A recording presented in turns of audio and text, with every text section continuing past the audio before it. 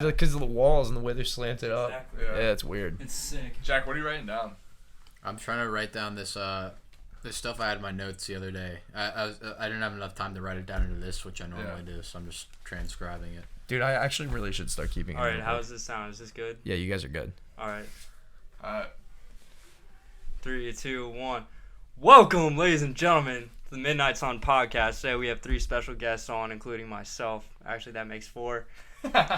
Math First is hard. guest, we have a.k.a. Franklin Reed, the god slayer of all gods, the son of the Rothschilds himself. Yes, sir. And he should be working for Old Spice. And then we have Brendan here. Adrenochrome harvester. I'm really curious what Mr. Gray's going to come up with. Mr. Brendan Lawler, the fastest Lexus in the 757 area here.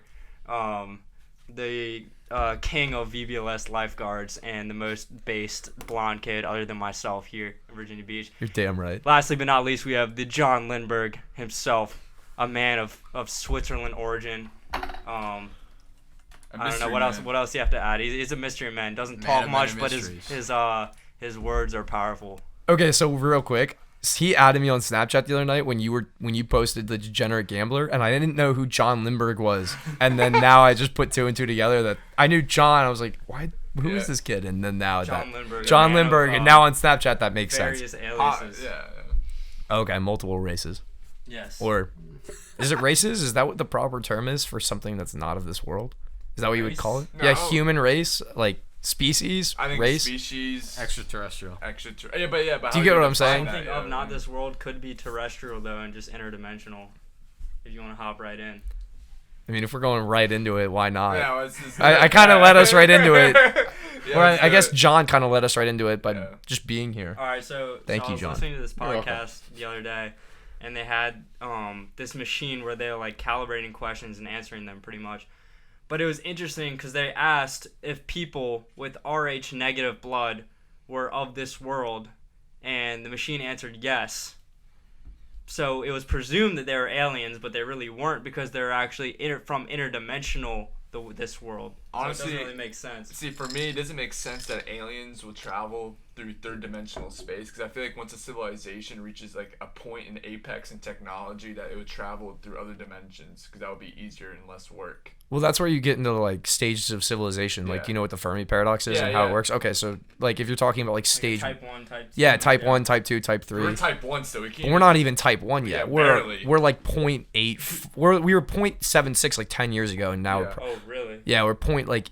I'd say I would honestly though, I would bet we're probably type 1. I just don't think that we're allowed to know that we're type 1. Like I think people like Elon Musk and like all these new private industries that are going into things like space and resource utilization are much more capable than we're aware of. Have you heard the theory that space is fake? Yes, I was talking to my boss about this. I'm not going to say his name, but he runs a very professional kayak company in Virginia Beach, and we had about a 45-minute argument that he was saying the Earth, you can't deny the fact that the Earth could be flat based on the fact that you've never been to space. So because of the fact that I've never been to space, all the images and every single bit of history is just illegitimate, which I'm not about. Yeah. But there's no footage of the space station being constructed. I'm not saying that I'm not That's saying all I'm saying. I'm not saying that it's not plausible. It is plausible. I just think it's unlikely. Oh, yeah, I agree with you. The media is fake, I think, because the power of the media is powerful, you know. I've watched rockets. Like I watched a rocket launch the other day with Elon Musk rocket launch. I mean, I didn't. Starlink. Yeah, there was no one in it, but I still watched it. So I mean, if you're telling me that we can't send a rocket into space, someone's been to space. Yeah. Someone's been to space, and I don't think the Earth is flat. I think we would have so much, more talk about it. And because what good is it going to do anyone to keep that a secret? Like, why is that an important secret? Unless there's some sort of extraterrestrial life that's tied into it, there's no good in keeping that a secret if the Earth is flat. If space was fake, then our whole ambition as a species would just die. Yeah, exactly. So it's just game over. Yeah. We're going down with the Earth, and that's it. Yeah. No. If space was fake, it would prove a creator. Yeah. Just like that. If you went and told everyone on Earth that space is fake and that we're living on some disc, I'm not a flat earther, but flat earthers believe in like a disc. A disc, yep. And we're like just accelerating at 9.8 meters per second squared, and that's what accounts for gravity. And we're just accelerating through like a void, just like that, that would automatically, in and of itself, prove a creator. Well, I definitely think there's a creator. Just the question is, like, my biggest joke whenever everyone asks if I'm religious, I say, yeah, Jesus was an alien. They look at me like I've got 5 heads. Think about it. I mean, he kind of is. in Dude, all he's contexts. 100% an alien. Anyone who did not think about I it. think he's clairvoyant. I think he's like the ultimate apex of clairvoyancy. Honestly, like he can he was like in touch with the spiritual realm, which is the spiritual. I couldn't be realm more on board with is that. like the interdimensional like portals and stuff. I don't even What know does how it to really describe mean? it. Yeah. What does it really mean to be alien? Yeah. Because so far as we know, that just being extraterrestrial doesn't mean you're alien. Because like people terrestrial means Earth, so by extraterrestrial they mean not from Earth.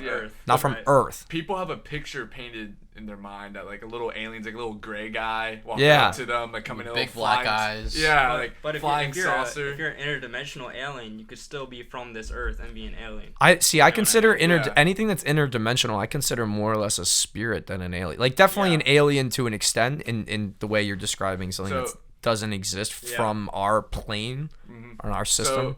But I think more of a spirit. So demons and angels are consciousness without a body. Whoa, okay. Yeah. Well, let me process that. Someone else So can think talk. about it. Just chew on that. So a demon and an angel is consciousness without a body. So they could be aliens who understood, like who kind of like Don't separated. you think demons could inhibit bodies though? Oh my god, they absolutely demons? can. Yeah. Absolutely. Okay. Like, do you But think they they can? themselves, right? Who? They like demons and angels themselves. Yeah. Are kind of, Oh yeah. The possession. I was just but clarifying. see, yeah. angels don't really possess people because they understand that humans have free will. But the demons can that's what they want. They want to corrupt free will. They get loosh, and that ties into the loosh theory. Yeah. Which I am a. I big- just found out about this from Gray this summer, Yeah. and Yeah. I'm fascinated with it. The loosh theory. It makes total sense. It does make a lot of sense. It does. It's Alright, it's really out there to You wanna- people It who is really out there, but I'm gonna explain what Explain the it. loosh theory is. LOOSH theory.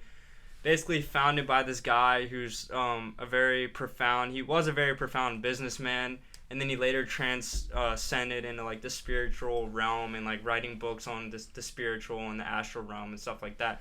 But it's this guy named Robert Monroe, and pretty much what he did was find out essentially that there's a substance in our universe that's very sought after, but doesn't exist in the third dimension, and that substance is called loosh. So you could kind of look at it as like oil to humans or like diamonds to humans or something that we can't make, even though we are very advanced ourselves. We can't make it, but we can mine it, and it's like a valuable resource. So what loosh is pretty much is it's gray matter. generated from intense emotion, death, birth, basically like the radical emotional swings of a human being, or like killing one another or stuff like that. So it like generates this like magical substance that kind of flows off in like a higher dimension. I don't want to say the fourth because I don't really know exactly which dimension it's in. You could say the astral plane, you could say a lucid dream, the phase, whatever suits your terminology. But pretty much this loosh substance is generated when you're extremely happy, when you're extremely sad, when there's a war, when there's societal conflict, when you're angry at someone. And pretty much the theory is based off of the fact that we are placed here by an alien, and then now that alien is farming this substance off of us. By the way, is Jack our Jamie? I meant to ask that. Jack? In reference to Joe Rogan. Is he No, our Jack's Jamie not for our the Jamie. moment? Okay. He's But- just the audience. So, see, what I think about loosh is, and after doing a little bit of research on it, the It biggest... does tie everything Well, together. you know what the first indicator to me of what the actual substance is? Loosh, I think, is a name coined for it, but I think it's dark matter. Really? Yeah. Because, okay, so dark matter, for anyone that doesn't know, makes up roughly 85% of our universe. And it's found everywhere. It's found on Earth, it's found in space, but no one has literally a single idea what it does. It's just energy that exists. And I think like loosh is ultimately energy because it can't be created, it can't be destroyed. Yeah. So when I heard about loosh, the first thing that popped in my head was adrenochrome, which is loosh in the blood. And like literally blood is our life fluid, right? Yeah. So we have like these people who can oxidize adrenaline from your blood to make a drug that allows them to communicate to like the demons and stuff. Is that what Dreamaclone is? Adrenochrome. Yes. Adrenochrome. Okay, Yes. I actually never And heard it of that. was also synthesized in a lab. in Wuhan, China. In the Wuhan laboratory. And you can look Wait, this are you up. serious? Yeah, Okay, I'm gonna of it and everything. I'm gonna go Google that later. No, it's crazy. So they synthesize. It's a real substance. It exists. You can look it up. I don't doubt that at all. Yeah. That's just crazy. See, I'd never even heard of it. adrenochrome is directly tied in with the child sex ring and among the elites like Epstein and also wait, I'm gonna pull this up right now. You gotta pull up Wayfair if we're gonna talk about Wayfair. sex trafficking, though. Yeah, but it all ties in with Lush and adrenochrome. Are you gonna pull up Johnny Depp? No, I gotta pull up this. Johnny You ever heard of Allison Mack? Yes. Okay. Yes. She's part of Smallville. You know that TV show? She was actually charged with child trafficking for recruiting. She was like a pimp pretty much, and she was recruiting these people into a cult called NXIVM. Is that a real cult? Nixvim. It is. Yeah, I've heard of that. Okay. I've heard Yes. of this. Yeah. And she was and the little the kids and shit.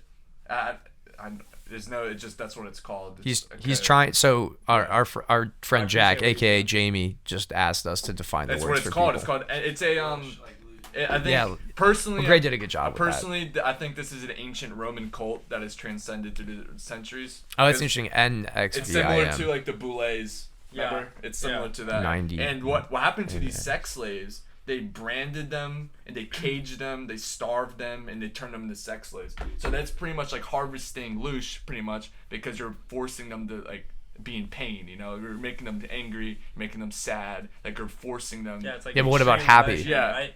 So well, that's my point That though. does Is tie into Lush. yeah. It does tie to Lush. That's and, true. Yeah, and they're harvesting these people. So what do you mean they're harvest? So how are they harvesting them? I guess is my question. Sex. It's Sex? part of like Yes. the child trafficking, right? So they capture. We're talking about adrenochrome. Yeah. Right? So they capture all these children. They like bring them in like whatever, like a hot shower, like some sort of John torture Podesta. to purposely like get their adrenaline up, and then I've heard that you either extract it through the eyes, through your pituitary gland Jesus. in your brain, or you take it like from the blood. They found So do you have to be living for it to? yes. I Okay. think so. Yeah. Also, they extract it from the pineal gland as well, and the pineal gland is also Or the pineal gland. Pineal, yes, pineal, not yeah. pituitary. yeah. Well, basically, what they adrenochrome, like it's a lot of like misconceptions about it. It's adrenaline that decomposes in the blood. It's the Yeah. byproduct of it decomposing. Oxidizes. Oh, Oxidizes okay. in It the blood. oxidizes. That makes a ton more sense now. Yeah. Okay. So Yeah, what Brandon's they a biologist actually. what they do is they like put these kids like allegedly legally we can't say they do this, but Yeah, you can't legally say it. allegedly they take these kids and torture them on like areas like Epstein's Island, stuff like that, and then they harvest this drug from them, and it's 17 times more powerful than DMT, and it's been mentioned on Johnny Depp's Fear and Loathing. Have you ever watched It was Fear the and only Loathing? Hollywood Yes, I movie have. where In they Las depicted Vegas. it. Yeah. Yeah. It's the only Hollywood movie where they depicted Except for Monsters, adrenochrome. Inc. Well, like you could, Yeah. that's a whole different. Monster So, Inc. I'm gonna try to stay is- focused on this Yeah. topic with you guys because DMT is a whole different route. I think Yeah, it DMT is literally a DMT and adrenochrome are literally two sides of You the think same they're tied coin. together? They're tied together. I don't know if I so. necessarily agree with that. Adrenochrome hallucinogenic though? Yes, it is. It makes Is you it? talk to demons. It puts you in a psychosis where demons like control you. So do you I think didn't know demons? that. So do you think demons are just? Do you think they're at all tied to things like evil and quote unquote hell, or do you think they're just I 100 just entities that exist that have I a think different they're entities- malevolent life force? They're entities that exist, and they tried to they tried to corrupt your soul. So they're for malevolent. energy. Yeah, they're horrible. Like Okay. they want to corrupt you and bring you to their realms. Do you believe in like their name? So this is a little bit religious, but I grew up Catholic, and one thing I learned about it is Yeah. the names. There's 4 names of demons. I'm not gonna say them. There's a pantheon. There's Yeah. 20 of them. Well, specifically, there's 4 that are the most Yeah. Each demon, powerful. Each demon has a cult. Yeah. Around them. Exactly. Yes. So- And So do you believe in like their names have power? Do you believe in that? Bohemian Yeah. Grove. Yeah. Bohemian Grove? Yeah. Yeah. Like Moloch and all Yeah, those. yeah. Yeah, definitely. Ooh. Yeah. Literally Got statues, shivers. giant I'm not statues. scared of demons. I don't care. I'm definitely afraid of them. Yeah, I can say their name. I'm not scared of If them. you're afraid of them, it gives them power. Yeah. Well, I mean, It's like it. that's also I a good agree. point. But I also think that there's a certain level of acknowledgement versus Yeah. what's the right word?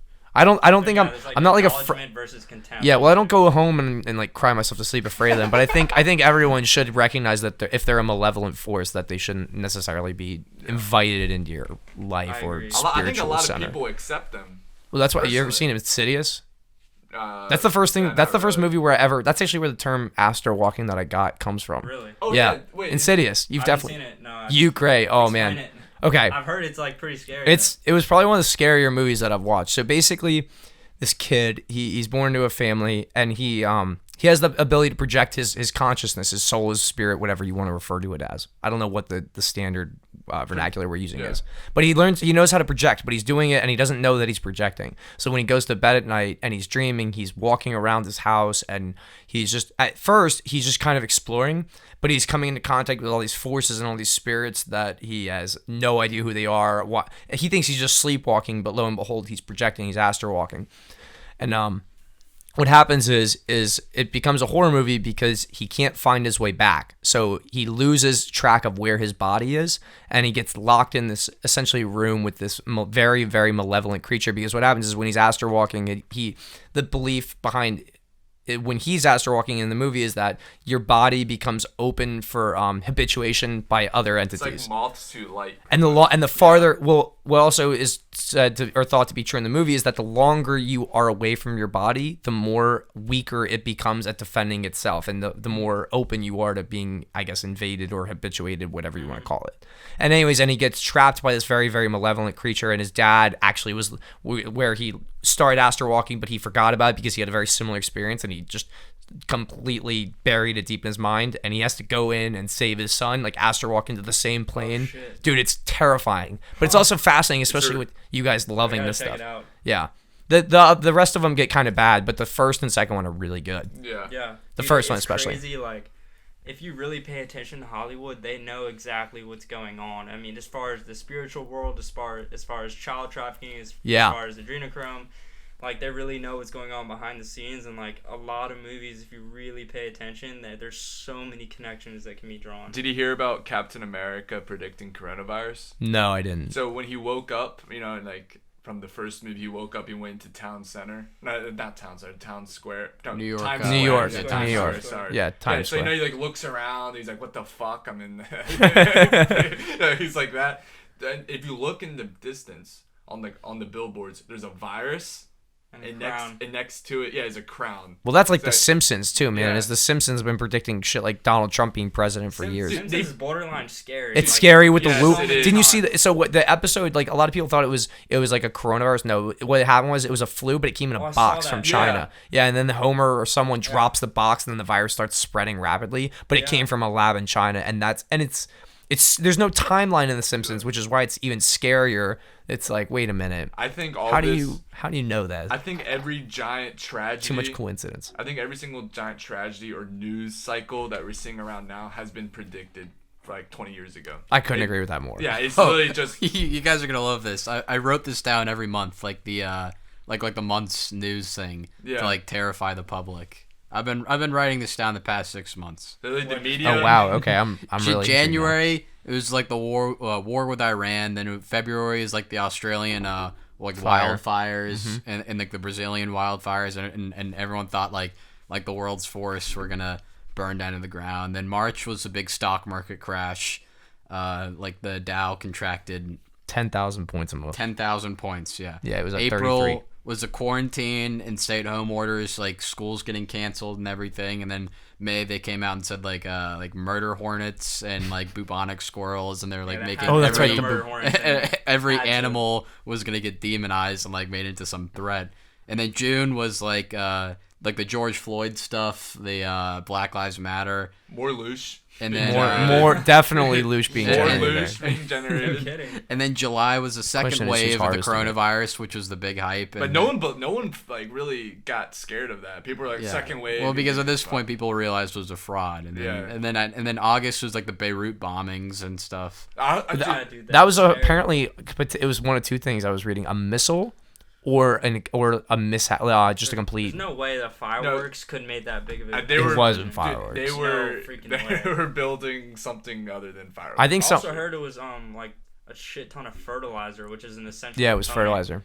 in building bombs. It was essentially a mini atomic bomb that went off. It was a fifth insane. the size of the bomb that took out Hiroshima. Guys, there's only Nagasaki. Well, no, I find it quite funny about that because a bomb supposedly a fifth the size of Hiroshima, like you said, and in the pictures of this, it didn't even take down the building it detonated right next to. Yeah. And we're supposed to believe that a 9/11 2 airplanes took down 3 buildings, like 2 aluminum airplanes took down 3 buildings. Something about 9/11, have you guys? Well, God, I don't even want to go down. I'm not ready to go there yet. Maybe get something else in me. Save that. That's a whole different topic. But I did hear Alex Jones talk about how there was. Okay, now if I talk about this even remotely, you just go so deep. You go so deep. There's the different towers. There's the third tower. Do you know about the third tower? Tower 7, right? Yeah, Tower 7, and how it was an FB. It was like a completely real thing, but no one acknowledges its existence. It's like Area 51. No one. Not only does no one know how to explain it, they just don't talk about it. It was used like by training for the FBI, the CIA, apparently. But also, from what I heard, and I heard this from Alex Jones, so like I said, take that with a grain of salt. But that guy, every crazy guy has foundation in some fact. Yeah. But apparently, there was enough C4 on the pillars of that building to level like the entire city. Like in the basement level, there was C4 attached to every major structure, and someone had maps that were found like of how to blow up the buildings, what points to hit. What the heck, dude? You could C4? Yeah, no, there's C4 in Tower 7. Tower 7 C4. Wow. Yeah, but no one. It was so buried that. Do you think different parts of the government, like the CIA, FBI, who knows, IRS, are like battling with each other, like within? No, they're trying to like take down each other. They're definitely all working together. No, I don't agree with that at all. Lock and step, they're all working. I couldn't agree with that. I couldn't disagree with that more. They're all lackeys of the Fed, I'm telling you. Well, the Federal Reserve? Yeah. Well, the Federal they Reserve all answer to the Federal Reserve. I don't think I think the CIA is the CIA, FBI, Republicans, Democrats, everyone in government answers to the Federal Reserve and the banking cartel in America. There's definitely a banking cartel, but I don't think they run people like the CIA. Or I think they definitely run them all. I don't think they run them all. I bet they have influence over them all. So everyone's subservient to the Fed. Is that what you're saying? Yes. Both sides of the political aisle. The post office. Everyone, including the the post office is controlled by the executive branch. Dude, president controlled by the Fed. It all leads back to the central banking cartel of the United States. Every side is bought. Like who's that one congressman, Jim Jordan? He got like millions of dollars, some big tech. I know who you're talking about. Side, what's his name? Dude, it's not Jim Jordan. I'm telling you, dude. Big tech, big pharma, and the Fed are like the unholy trinity of the Congress. Well, yeah, I think about how much in the media too. Well, the Fed controls everything. Like they control the global economy. So yes, they definitely. I would say they're a major player. I would say the only people that they probably don't control are the CIA. Big pharma. No, I'd say this. I bet the CIA is like known to always be a rogue. That's my point. I think the CIA is like it's always, from what I understand, it's always been its own or it tries to be independent of everyone else. Like for example, like I think the CIA assassinated JFK. Like just plain and simple. Yeah. And Without I think, a doubt. But that's my point. Is why would they do that? I mean, was it like scandals? We could go into that so much. But JFK tried to defund the CIA. He became their public enemy number one. Yeah, but I don't think that's something. Well, I think that's like too obvious to assassinate him for. Well, JFK has some serious skeletons in his closet. Do you guys know? Marilyn Monroe. Well, she's just one of. She wasn't really in his closet. She was in his bedroom. His wife was in his closet because she didn't even know about it. Well, he had sex tunnels. You guys know JFK had secret sex tunnels? What the fuck? Like some of the tunnels in the White House were built specifically as sex tunnels for JFK, so he could sneak women out without the press knowing because they didn't want. Yeah, you guys didn't know that? No. I didn't know that. Oh, dude, yeah. So like some of the tunnels like that exist now in the White House that are used by the Secret Service were built to funnel women in and out that JFK was sleeping with because they didn't want the public to know.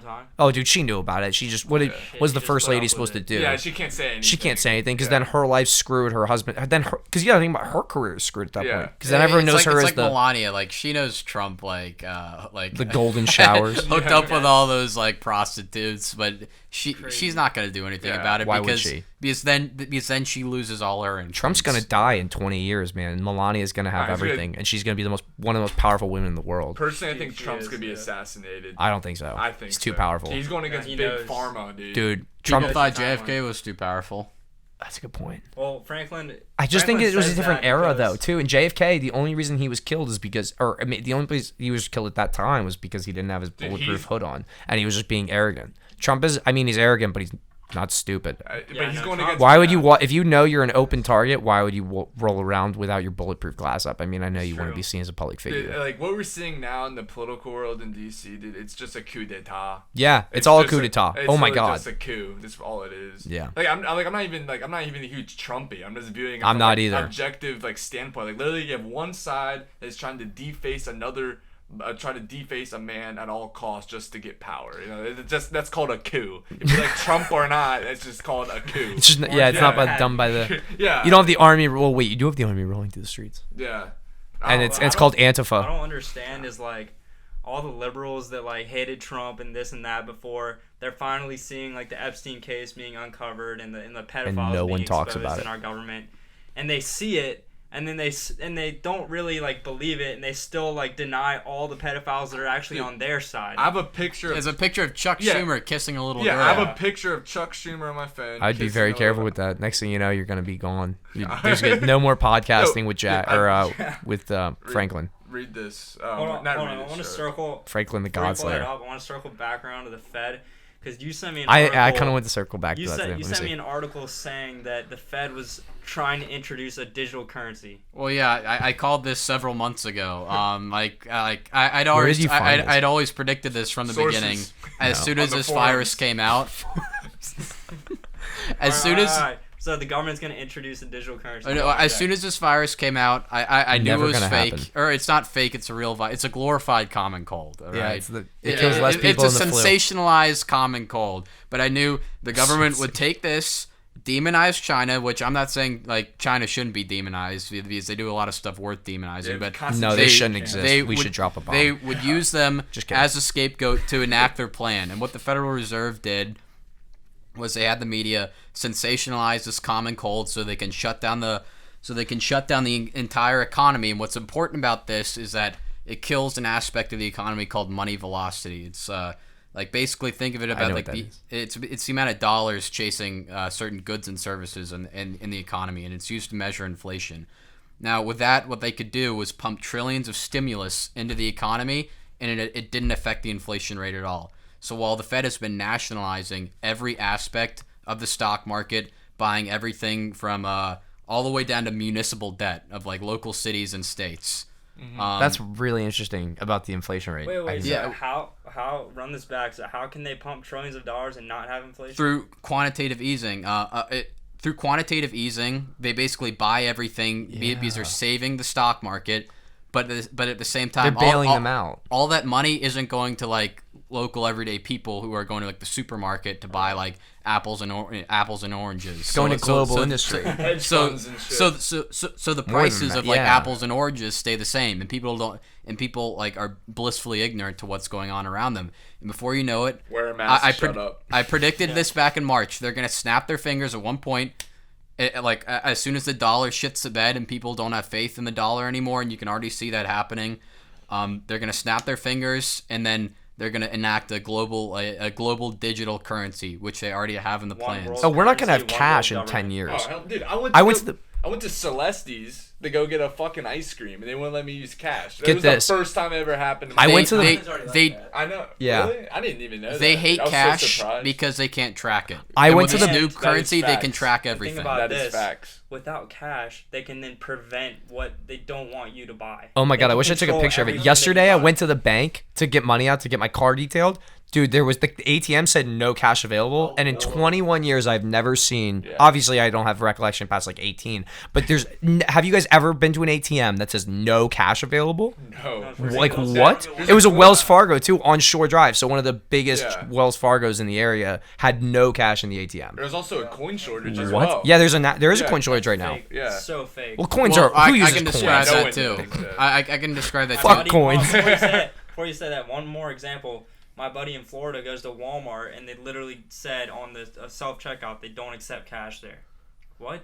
Yeah. It's Walmart, dude. They're using COVID. Yeah, that actually that's really interesting, John, about the Fed and the way and how you think they control. Like I said, I agree with you and everyone but the CIA. But so the more I think about what you're saying, I think you're right. I think the Fed controls Like, literally everyone. If you don't think that the Everyone. government is using COVID to exploit it, like to force policies, then you just gotta wake up. I don't know what to tell That's you. yeah, exactly. Well, that's I don't what know what to tell dude. you. It's trying to make us subservient people, and that I think what's gonna happen is they're doing it really smart because they're not doing anything that's too crazy. They're doing things that are just frustrating enough and piss Yeah. people off just enough. They're probing people. They're like, probing people to see- exactly yeah. to see Trying to where see the what they where can the get away line with. is. Yeah, They're trying to see what they can get away with. well, exactly. Like Also, where it's- where do also, people stand you're up? giving, You're giving these entitled people a form of authority, like you gotta wear your mask, or like 6 feet apart, and like it's just like shit like that. You know, you're making these people feel important, pretty Yeah. much, and they're gonna keep on enforcing it. You know, It's And- cultish. yeah, it's It like, is it's cultish. Yeah, You got these Karens that are like literally they're recruiting people that don't wear masks. Like on Facebook, I was watching this comment thread, and this one like old dude was trying to argue like that you can't wear a mask, this and that. And then these other two moms were like piling on and just tackling his comment, saying they said, "Oh yeah, I'll DM him. I'll take care of him later." Like, dude, that's a freaking cult. Yeah. Well, also, have you seen that fun fact about that? The masks, the only two that do anything are surgical masks and respirators. Everything else actually increases the spread of the virus. So get fucked, everyone. You can Google it. It's It's so absolutely ridiculous. literally, this culture Get has fucked. just become Like, like this culture has become like neighborhood moms. my That's little pretty much what it's fashion become. mask from VBLS God over here. It increases the particles that go through. So the way that you breathe in through it is the particles that actually come through the fibers are more likely to spread COVID. Unless it's a Why is surgical that? mask. I was reading about it. I couldn't tell you the science behind it. If I Googled it, I could. Yeah. Also, this like Oh, I'm pretty sure what it does. So when you have the mask, you breathe in, and then all the air becomes concentrated in the Yes. areas here Yeah. and underneath where the air comes in. And then when you exhale, it like stays like clustered around there. So Well, no, it has to do with the basically- way it filters it. Like this acts as a filter. So if you like almost. walk through a cloud of COVID, like it basically hangs around there, and you're more likely to get infected Mm-hmm. than if you're to just not wear a mask, walk Yeah. through, and you might have a chance of not inhaling it. Yeah, It's- like, Well, first of all, I don't It's ridiculous. I don't trust it because fucked. Fauci goes, "Don't wear a mask." Fauci's a Doesn't do it. fucking yeah. moron. Fauci said don't wear masks. Yeah, don't wear a mask. a Then fucking he's like, then he's like, moron. "Oh wait, never mind. If people wear masks, it might increase the cases. So yeah, wear a mask." Yeah. Dude, that guy. I don't know. I don't Fauci trust him, flip-flop dude. on such Yeah. like a serious. Also, like, then issue wear like fucking that. goggles. I don't know how people like that too, get assigned to positions in the first place, because dude. he's a crook. Like, Yeah, and money. Follow the Yeah. money, dude. Follow No, the no, money. it's because he's some nobody appointed to some dip dunk government position, and then as soon as the world's biggest pandemic, Plandemic. quotation marks around that Plandemic. occurs, he suddenly becomes the most important medical professional in the country. Of Oh, no, course, he actually, wants it's it to Bill continue Gates. going. like Oh my God! Don't. My mom. Don't. No. Stop, please. Please. My mom is obsessed with the Bill Gates pandemic ID the devil. 2020. It's the mark of the beast. Revelations. If you think Bill, no offense to anyone, I mean Bill Gates is so bottom tier in terms of anything global. Is it like, yeah, he may have some idea. Bill Gates is not doing jack shit in He's a terms of. eugenicist. But Yeah, he he's somehow turned yes. himself into being a hero. I'm for more scared of everyone. Walt Disney than I am of Bill Gates. He's a computer programmer who claims to know about like Couldn't even he's the prevent expert on viruses. public health. Now. I think that Zuckerberg I scares think me. that his money is not his money. Oh my God, dude! None of our money's our money. No, I'm saying no. But I know what you mean. His money is being controlled by like pretty much. Remember what Bishop Larry's talking about? Yeah. He got buck braked. Like what happened to what's his name? You're talking about Bill Gates? Yeah, Bill Gates. Remember what happened to Kobe? With Yeah. what's that? Jeffrey Steibel. Yeah. Same thing happened to Bill Gates. And think about how much more net worth he has.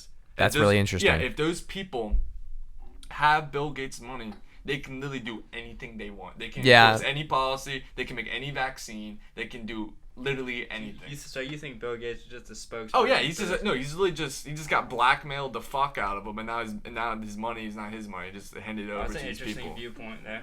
Well, I think the one thing that you said though about policy is interesting because I think that you could, if we go into policy and control like things like the Fed can like controlling people. I think the good thing about the human race is that there are some people who are just so emotionally and like tied to their own morality that they're willing to stand firm on anything, like be a martyr, even if it's irrelevant in the grand scheme of Yeah, things. reposting fucking like like the obsession with like social issues is just so ridiculous. It's literally just like people are bored. Yeah, just like you're reposting something is not gonna do anything. It just shows how incompetent like our generation has become. Well, it also shows how much people think it's like voting. It's like you think that matters, you sharing this. Okay, it doesn't Yeah, matter I at all. It's understand, irrelevant. You don't have a choice. Yeah. It's the people at the top who like call the Literally, shots if you get Yeah. selected. Dude, Exactly. Exactly. This is what I say. Think about how much easier it is to control a democracy. You influence the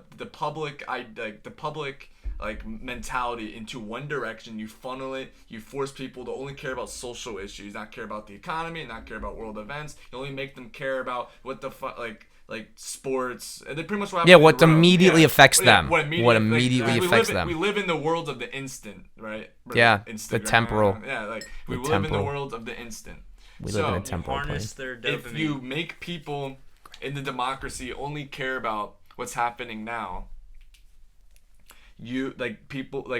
it's just 10 times more easier to control. Unlike a monarchy where you're implementing fear, right? Because if you use fear all the time, people are going to realize that if you implement fear all the time, you're going to realize that, like, okay, that monarch over there is giving us hell, so we got to take We him got to out. go away and Yeah, take him out. it's- Yeah. So Well, in a democracy, if the people, Sorry, everyone. if the people at the top, mostly a democracy turns into an oligarchy. a revolution in So, turn. the oligarchs at the top will give the people fake villains to go after. So there's this perpetual Oh. conflict within the democracy, while the people at the top have unlimited power. Well, like the people at the top, they convince everyone on the left that Donald Trump is like Hitler, Yeah. and they convince everyone on the right that Hillary Clinton is like the Antichrist, and she's like the like spawn of Satan, and they get people divided to fight against each other constantly. By the way, guys, I'm heading out. I have to go. I made plans with a bunch of people I work with, but I want to get based with everyone here very shortly. Yes, sir. This is fantastic conversation, even though it's only been 35 minutes. Yes, sir. All All right, peace, Greg. Peace, brother. Peace, guys. Nice meeting you. meet you guys, John. Peace. Of course. Based and baked. Based. based. Based in That red one is pills. based? Based and baked. Okay, well, minus the bake, man. Drugs are bad, remember, except unless it's hallucinogenic. That would be a good podcast name. I know, that is a good I'm- I'm podcast. Based and coining baked. that. I'm calling that as my own podcast. Okay. Based and baked. Based and baked. I kind of like that. That's a pretty cool podcast name. I do like that. Thank you, sir, for my phone. All right, let's resume. We were talking about Bill Gates, how Yeah. he's the devil. No, like what Jack said. A democracy is 10 times easier to influence, like, and to control. Because the people, it's only Then what? Then a monarchy. And a dictatorship. Yeah, dictatorship. It's literally what Joseph Goebbels said. Influence Yeah. from Joseph what Goebbels. perspective? He was the propaganda minister for Adolf Hitler. He said that a democracy is so much easier to rule than a dictatorship. Yeah. Because in a democracy, you can convince people that they have a choice of what's in front of them. But in reality, they don't have a choice. Yeah, it's literally just everyone thinks like we're the equivalent of modern day slaves. We're slaves to our emotions. We're slaves to substances, and we're slaves to the media. We are. Yeah, We are. we have no choice.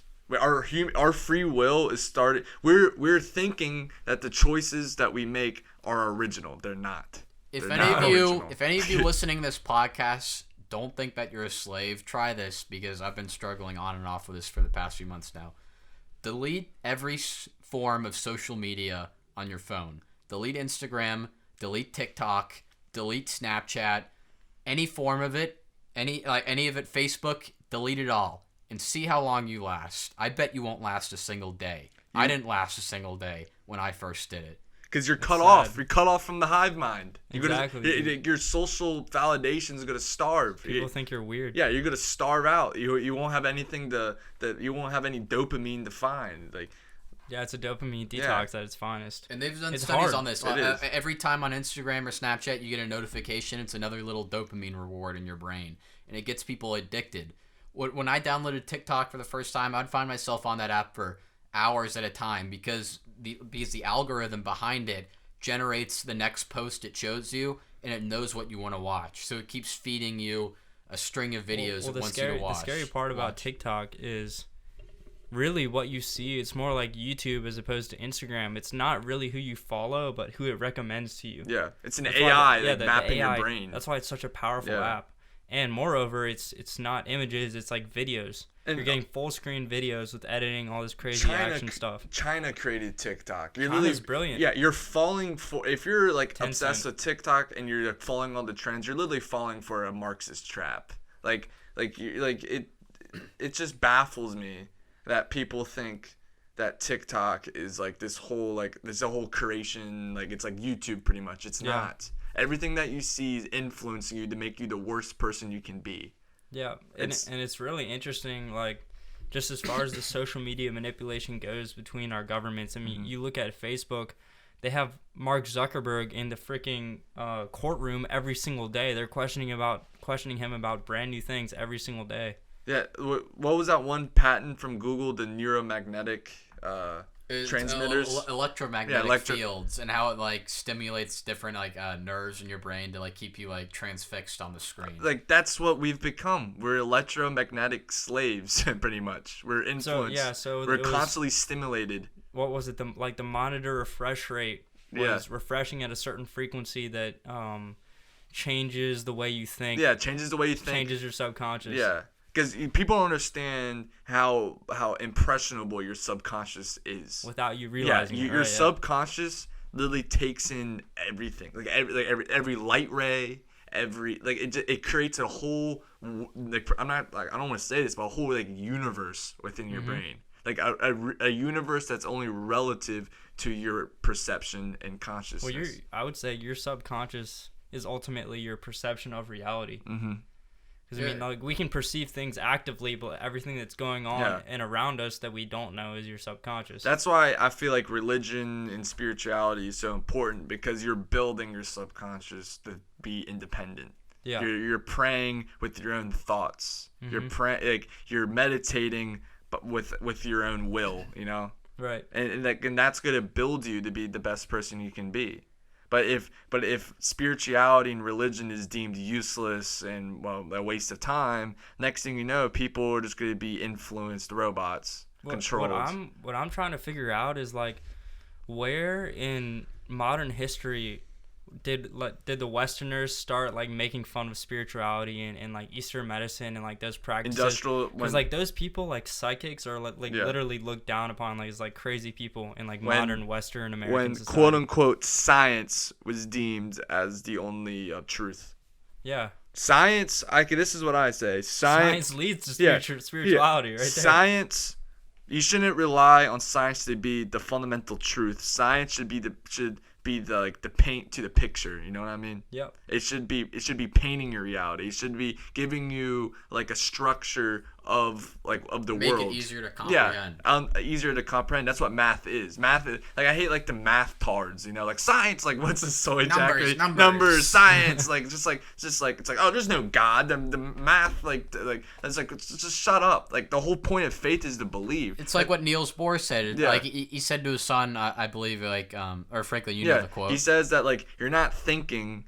He's like, you're not thinking. You're merely just thinking logically. Like in order to comprehend like where we are in the universe, to comprehend what reality is, you have to ditch logic, because logic is a form of survival. Well, think about this. Survival. It's what makes us human. Hold on. Let me add one thing. Wait, I'm gonna override you. Dad. All right. You go. It'll be quick. Onto that point. And you often have all these nerds who are obsessed with science and like numbers and like claiming that they're atheists because like they believe in numbers and math and science. And it's like, have you ever stopped to think like why it all fits together so perfectly? Like why all three of Isaac Newton's laws like can never be broken? Why like the acceleration on Earth is 9.8 meters per second squared, and kinematics can all be predicted using formulas and numbers, or how every aspect of physics fits together so smoothly, and like it's not all random. It's not all like randomly generated. It's like there's a specific order behind it. Mm-hmm. I was listening to. Oh, let me add one thing. What I was gonna say earlier, Jack very well said, John. What I was gonna say earlier was, science is in and of itself a religion. Yeah. Because when you say you believe in science, that is a faith right there. You believe the etymology of itself. You're believing in science. You're also putting your faith in these experts. Yeah. You know, like these experts might just be skewing the numbers to have more control over. You ever thought about that? You ever thought that like the people that you trust so much, the scientific method, like all these people who follow it, quote unquote follow it, they might just be faking it in order for you to believe like this false sense of reality. It's true. You ever thought about that? I mean, all scientists are paid Yeah. by someone. Yeah, they're I mean, all. I hope to believe that all of them have good intentions and what they're reaching is But that's legit. not real life. They dedicate their lives to it. I mean, I would say most probably do. Most, but they don't have a choice. Their research is, you know, like you said, paid for. Yeah. And that I mean, means- they do I have get to paid step by out someone. for a second. Okay. If the research, they are being paid off because, like, okay, for example, people who are researching, like the people who are funding the scientists, they want a certain outcome. Yeah. They want it, right? So if they don't have the outcome that they want, they're just gonna make the outcome and put numbers to it. Yeah. That like that's a business, you know, that equates to that also goes that goes into big pharma as well. Well, I mean, if you think about it, like before Galileo came out, Yeah. we had science that said we were in the center of the universe. Mm-hmm. Those scientists we're wrong. presented us with quote unquote Yeah. facts that the sun revolved around us and all the other planets and stars revolved around us. And then we found out that it And wasn't. that idea. People might say that idea is from the Catholic Church, but that was actually that math was actually created from pagan philosophers from the Greek times. I don't even know who's the guy who calculated the circumference of the Earth from the Greeks. What's his name? You looked that up. I have Well, he absolutely said, no idea. I'm pretty sure that he Probably said a pedophile, he- though. Yeah, they're all fucking pedophiles. No, he said that we're at the center of the universe. Okay. That's Was that what- the original idea that? Yes, that's where the original idea stemmed from. So when the Christians read that, they're like, "Oh, of course we are the center of the universe because we're God's most important creation." Of course, you know. Like, Right. So they just like literally they found this one idea and they just put it in their religion and they're like, okay, you can't go against it because if you go against the church, you're going against God. And that, like, for me, that Right. makes zero sense. And personally, I am actually converting from Catholicism. I'm converting to Eastern Orthodox. I'm actually going to. Because you've taken a hard critical look Yes, at what's going on. I looked at the Vatican. Calculated. I've looked at the Vatican. You were born into it and Yeah. you realize what's going on and you're making a proper change. This is all I have to say about Catholicism. I love the faith. I don't like the church. But the thing is, people don't understand that Eastern Orthodox is the church before the Great Schism. You know what the Great Schism is? When like the church from the east Enlighten and the me. west. So I forgot what it was. Can you look it up? What year the Great Schism was between the church? So the I think it was East. 1536. No, I it was think. like 1,000. Yeah, I just threw that out there. I have no so, idea. So I think it was like 1,000. No, yeah, 1,000 or something. So the Eastern Roman Empire. No, it was like earlier than that. The Eastern Roman Empire and the Western Roman Empire started diverging into two different paths with theology. So yeah, 1054. Yeah. Okay. So the Byzantine Empire did not want to follow the Bishop of Rome, pretty much, because in the Catholic Church we all know that they believe in the Pope. The Pope gets divine knowledge from God, then he tells it among the people. That is just a fallacy.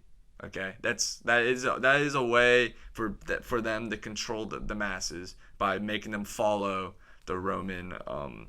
Follow Rome, just as the centuries before, everyone believed that Rome was the best place in the world, right? Right. So, but in the Eastern Orthodox, they never changed. Their main mission was to show people like the beginning of Christianity. Like I talked to this one friar. He's from Holy Archangel's Orthodox Mission in Annapolis. I emailed him and I was talking to him, and he says that he's like we are like we're trying to be the last like window into what the pure form of Christianity was in like the ancient form. He says like this is the ancient form of Christianity. Right.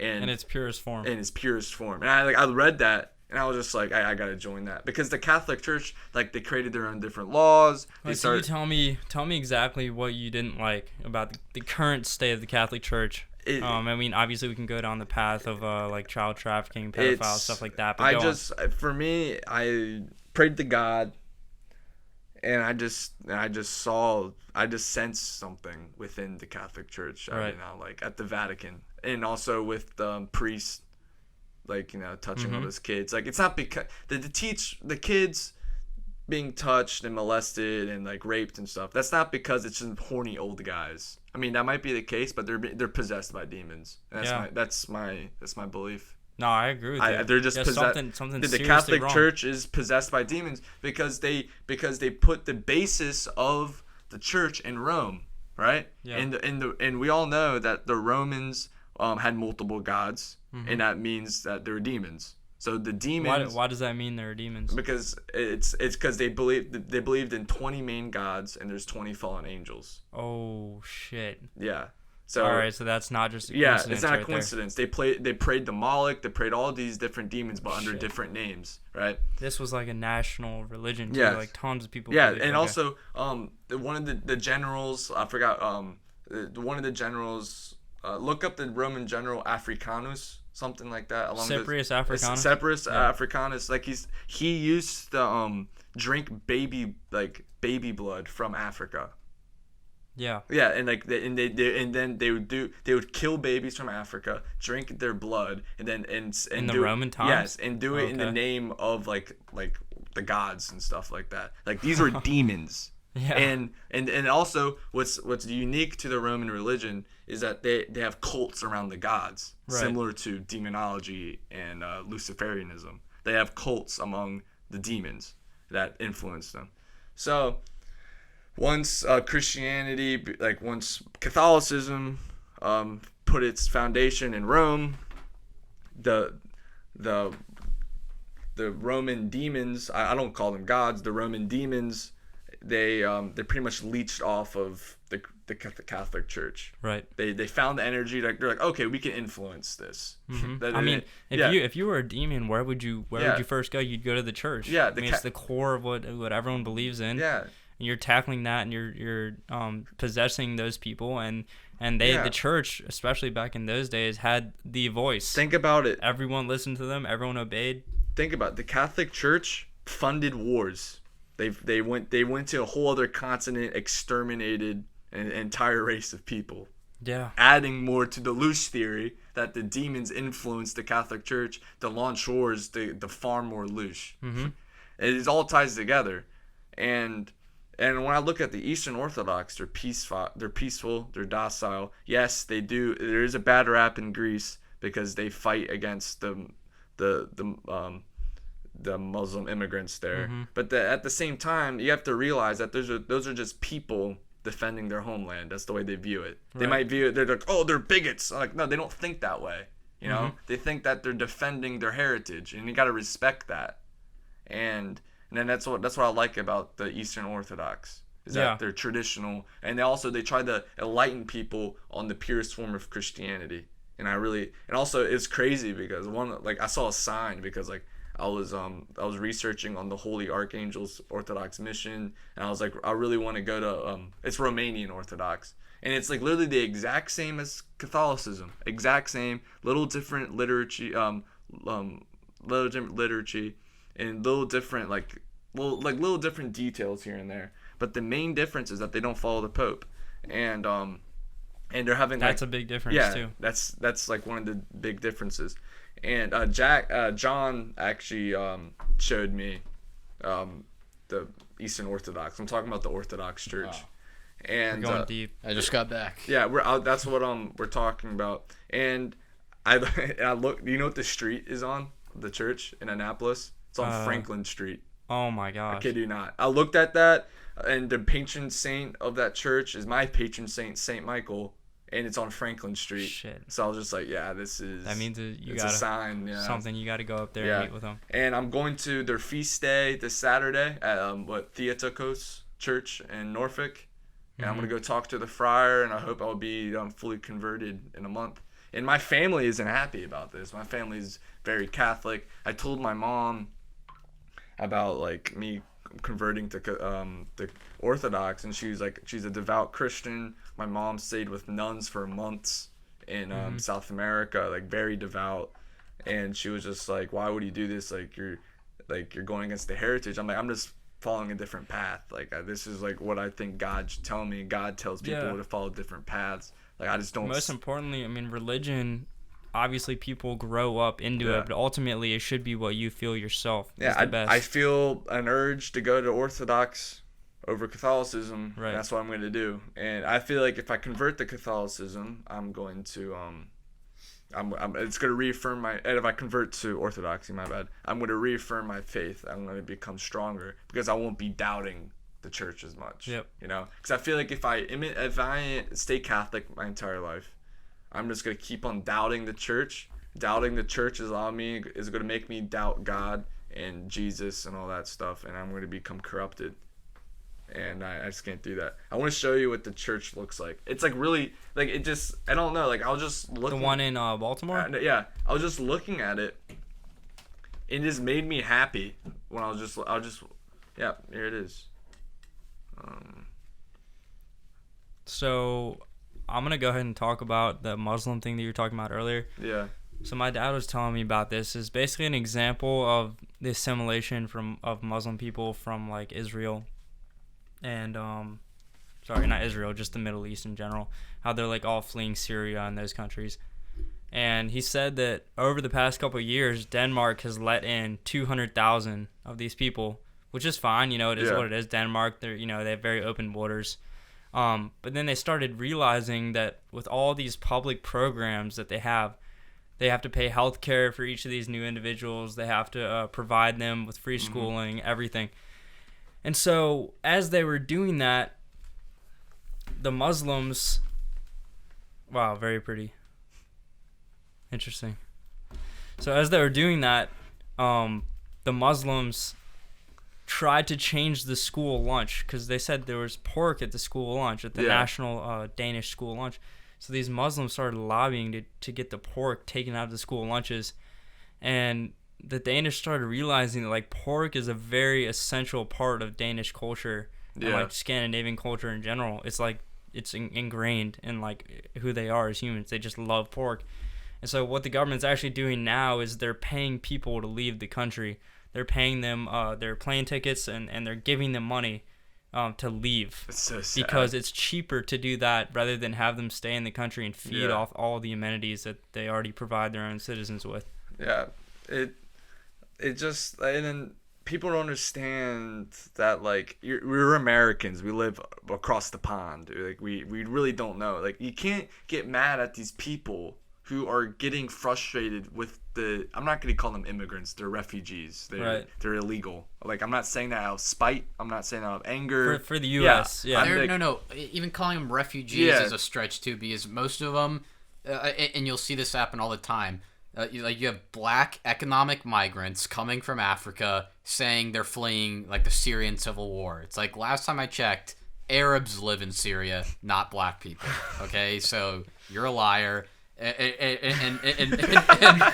Italy has gotten to the point where they're so frustrated about this, like they just let these boats sink and they don't help them. It's like this is like the 100th boat of like black Africans we've helped, it's sad. Like claiming refugee status from Syria. Like we're done with it. Like we're not helping you out anymore. Go back. It's sad though because you have these people who don't even know the situation. Like you gotta help these people, but you don't understand that there's more collateral damage. No, they don't. They don't you don't understand. You have to wrap your head around the entire situation. You're just seeing, oh, there's just people that need help, and you're not helping them, so you're just a bigot. Fuck you. It's just like you're not doing anything. You're not solving anything. You're just fucking standing in the way. You're just not helping the situation.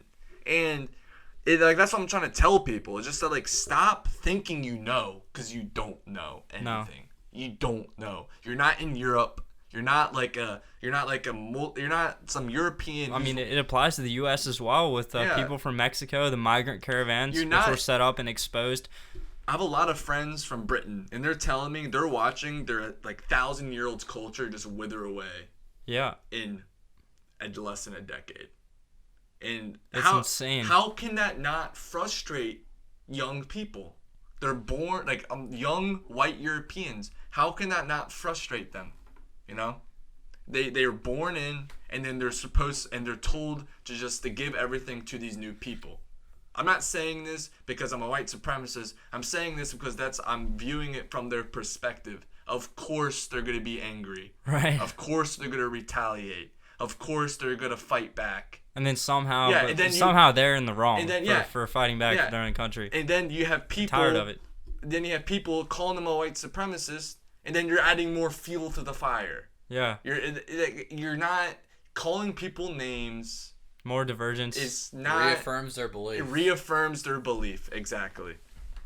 You're not solving anything. Just like white supremacy must be destroyed. I'm like, what? Like, yes, I think it's horrible. I think any form of supremacy is horrible. Right. But the thing is, it's just like you have to realize that like there's worse things in the world than a white supremacy, because real white supremacists literally make up like literally less than 2% of the population. Mm-hmm.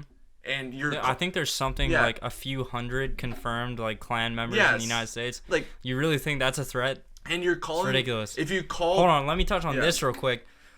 So, as far as the COVID guidelines go, people are allowed to protest, but not like gather in large groups. Mm-hmm. Otherwise, it doesn't really make a whole lot of sense to me. But these doctors came out saying that white supremacy was a bigger threat than the virus, and that's why protests should be allowed. Yes, it's literally insane. Yeah, these people should be stripped of their licenses. If you call confident white people white supremacists, you're gonna make a whole generation angry and bitter, and they might actually become white supremacists if you do that. And like, it's just supremacy exists in all forms, but it's really a very, very minuscule percent of the population. It really just baffles me. These people just sit on their phones, repost. This is Twitter. Twitter has to go. Like, I'm sorry. Twitter's bad. Jack Dorsey's a fucking idiot. Twitter is just brainwashing central. It's just like feed them to the wolves. Like, god damn. Like, just people just battling, bickering, what arguing. I want to know is, it's horrible. As far as Jack Dorsey is concerned, you have all these trending hashtags, which is like the most important part of Twitter. It's like what's trending, right? So you have hashtags that start trending that are conservative that just get wiped out of nowhere. And you're like, okay, Bill Clinton is a pedo hashtag is trending. Now, why does that get wiped out, taken off the face of the trending board? No one notices. Because Twitter manually adjusts the trending tweets. That reaffirms my belief that they're hiding something as well. They're absolutely hiding something, and they're trying to censor conservative voices. No, I posted this picture. And really just truth voices. I said conservative. It's really people trying to tell the truth. It's not a political issue whether Bill Clinton is a pedo or not. He is. Touching on that, I posted the picture of Chuck Schumer kissing that girl, like the little girl, on my I posted it, and I was just like, this is horrible. Like if you don't believe that we're run by pedophiles that are controlling us, like, you gotta wake up, all that, all that jazz. This girl swiped up. She's like, well, Trump's a pedophile too. I'm like, right? How the fuck is that a counter argument? Like, have we fallen so low to the point that we're just like slinging like mud at each other, saying, "Oh, well, my person's okay. He might be a pedophile, but yours is a pedophile it's just too." Like, you're that tribal and retarded. Like, it baffles me. It really just makes my head hurt. Like, I literally just looked at my phone and started laughing. I'm like, this girl literally doesn't know shit, and it's just funny because she told me to educate myself. Just like, educate myself on what? On Trump being a pedophile? You're just calling him that. There's no evidence. Like, there's no, like, I mean, he took pictures of Epstein, but I like how everyone says educate yourself and then doesn't point you in the right direction. It's like, okay, well, thank you for telling me that. Where can I look? Yeah, exactly. I'm asking for the evidence, and you know what she sent me? She sent me an article to the Independent. Oh, okay. Yeah, that's like the Onion. That's like the British version of the Onion. I was just like, okay, next. I was just next, move on. Like, dude, I'm telling you, these white girls are causing more division than anyone else. Well, the thing is, it's just crazy. There's more people arguing for the Black Lives Matter riots that are white than black. Yeah, dude, like, people censor black conservatives. who are They do, against yeah. the They're Black Lives Matter. outcasted. Yeah, they're outcast around their community. Bishop Larry Like, Gators. if you don't vote for me, you ain't black. That's what Sleepy That's Joe what- said. If that's you don't what Joe support Biden Black said. Lives Matter, then you aren't black. That's what Don Lemon said. Lily, this is just a form of control. It doesn't have to do with any of the politics. He doesn't view it from an objective standpoint. View it from a third party perspective. It's just people battling for control. They're Yeah. getting a majority to be hateful, bitter. The only reason why Trump's going to lose this election is because the people hate Trump so much. Right. They're feeding off hate. They are, They're absolutely. feeding off hate. And people, the problem with today is, especially in the younger society, is people like to think they're right, whether admit what's actually going on and what's actually wrong. It's like they're trying to win an argument here and there, but they don't really Yeah. want to admit what's actually fucking going on. I've been wrong in my life so many times. I made so many wrong decisions. I failed so many times. And at the end of the day, like I'm so grateful that happened. Yeah. I'm so glad, so happy. You said you were glad that you were bullied, right? Yeah, I'm glad that I'm fucking bullied. I'm happy because I know that I'm not right. I know that there's a reason why I was bullied. Yeah. It's not because I was just like an innocent. I was a weirdo. I was acting stupid. Like it's just like you have to realize that like you're not the main character of the story. No. You're not. This isn't some movie. This isn't like a TV show. Like there's not little characters here. We're people. We're on the same planet. We're all connected somehow. Yep. And like viewing your life as a movie or like a plot or anything, that's just another. You just got brainwashed, kid, because you watched too many Office videos. Too many Marvel Yeah, movies. watch too many fucking Marvel movies. I want to talk about just like pop culture. I mean, if you look at Snapchat and you go to the Discover tab, that is everything that's wrong with our society. Yes. Snapchat listens into you. Like, before I thought it was just Instagram and like Facebook listening into you, but the other day I was at Frank's house and we were talking about JoJo's Bizarre Adventures. I can't remember how it came up, and then on an ad he opens up Snapchat moments later, and one of the ads, or like the first one to be precise, is an ad for JoJo's Bizarre Adventures. It was. Wow. Yeah. And Wow. I never see JoJo's on my Snapchat. Before. You don't look it up on Google or Nope. anything. I mean, I have sometimes on my Snapchat. Why would I? No, look yeah. up? Why would it be on your Yeah. Snapchat though? Yeah, that's weird. Dude, it's Yeah. scary, dude. It's scary how accurate advertising is My nowadays. goal, this is what I'm saying. If we got half the population in our generation, at least half, to just get off social media, I bet you all the problems that we see will disappear. 100% agree with that. And it's because we are creating our own problems. Yeah. We're creating them. People are afraid of stillness. Yeah. They're afraid of sitting and watching time go by. They're afraid of like getting a chair, sitting down and enjoying your backyard. Yeah. They have to be on their phone. I mean, you go to Starbucks, you see Yeah. people standing in the line, everyone's on their phone. No one wants to talk to each other. Yeah. And so like if no one wants to talk to each other normally, how are we supposed to have a political conversation? Like Yeah. a real conversation? I'm a hypocrite. I'm on my phone a lot. Yeah. Right? I'm on social media a lot. But at least I'm a hypocrite who knows what the right thing to do is. Yeah. Also, one more important thing is like, it's very important to be a producer and not a consumer when it Yeah. comes to social media. You need to be posting more than you're opening and reading and like watching, because then that's when you actually like have a voice and you start making a difference. You're not just being a bot and consuming everything. No, we're I having. mean, I've been a slave to social media these past few months, and it's gotten especially worse over the pandemic and being cooped up inside my house, What's having nothing planned? to do. I mean, I think And- the average screen time is like 3 hours a day. It's ridiculous. No, it's more than No, that. like it more? My Fuck. my average screen time was like 9 hours a day. Yeah. Oh my! It's like a job. It's Well, literally like and, a fuck. and it's also factoring in like Netflix if I'm like doing Yeah. work and like listening to Netflix on the side. But like still 9 hours a day is like unbelievable. And like I'd have to like delete social media, and then a day later I'd like re-download it because it's an addiction. It's Yeah. like a drug. And then I'd re-delete it, and like I'd make it a few days, and then download it again. Imagine what you Dude, could have it's done. brutal. Imagine what you could have done with those 9 hours. You know? Yeah. Think about it. 9 hours. That's a lot of time. You could have like practiced Taoist literature. I don't. Yeah, I know. even You could have like done so I'm learned a I'm lot. just saying 9 hours. I'm saying like I have like 6 hours, something like that. But with my 6 hours, I could have done all my math homework. Right. Or something. Like I don't do my Write a homework. book. Yeah, I could have read a book. I've Write a expand book, your damn. knowledge. I have been getting into reading a lot recently, and I'm telling you, it has made my whole life happier. Really. It just makes me happy reading now. I sit down, read a couple pages, not even like chapters at a time. Like I'm starting small now, cause I'm a firm believer in that you gotta stumble into the light before you can run. You know, you gotta stumble. You know, so like I haven't like actively read a book in years, and that's just, I'm really embarrassed to say that, but like that's true. I haven't actively sat down, read a book, and absorbed the knowledge from it. It's hard, in dude. years. It's really hard with all the distractions nowadays. So I sat down, read 3 chapters of a book, and I forgot my phone existed. Yeah. I literally forgot it existed till I got a notification. I was like, God damn it. Fuck. I gotta go back on my phone. It's literally just like you're warped in. Like the blue light like sucks you in. I mean, the best way to get anything done, including reading, is a dopamine detox nowadays. What's making me like, dude, when we went hiking and stuff, Yeah. we came back like that. I felt so good without being on my Yeah. phone.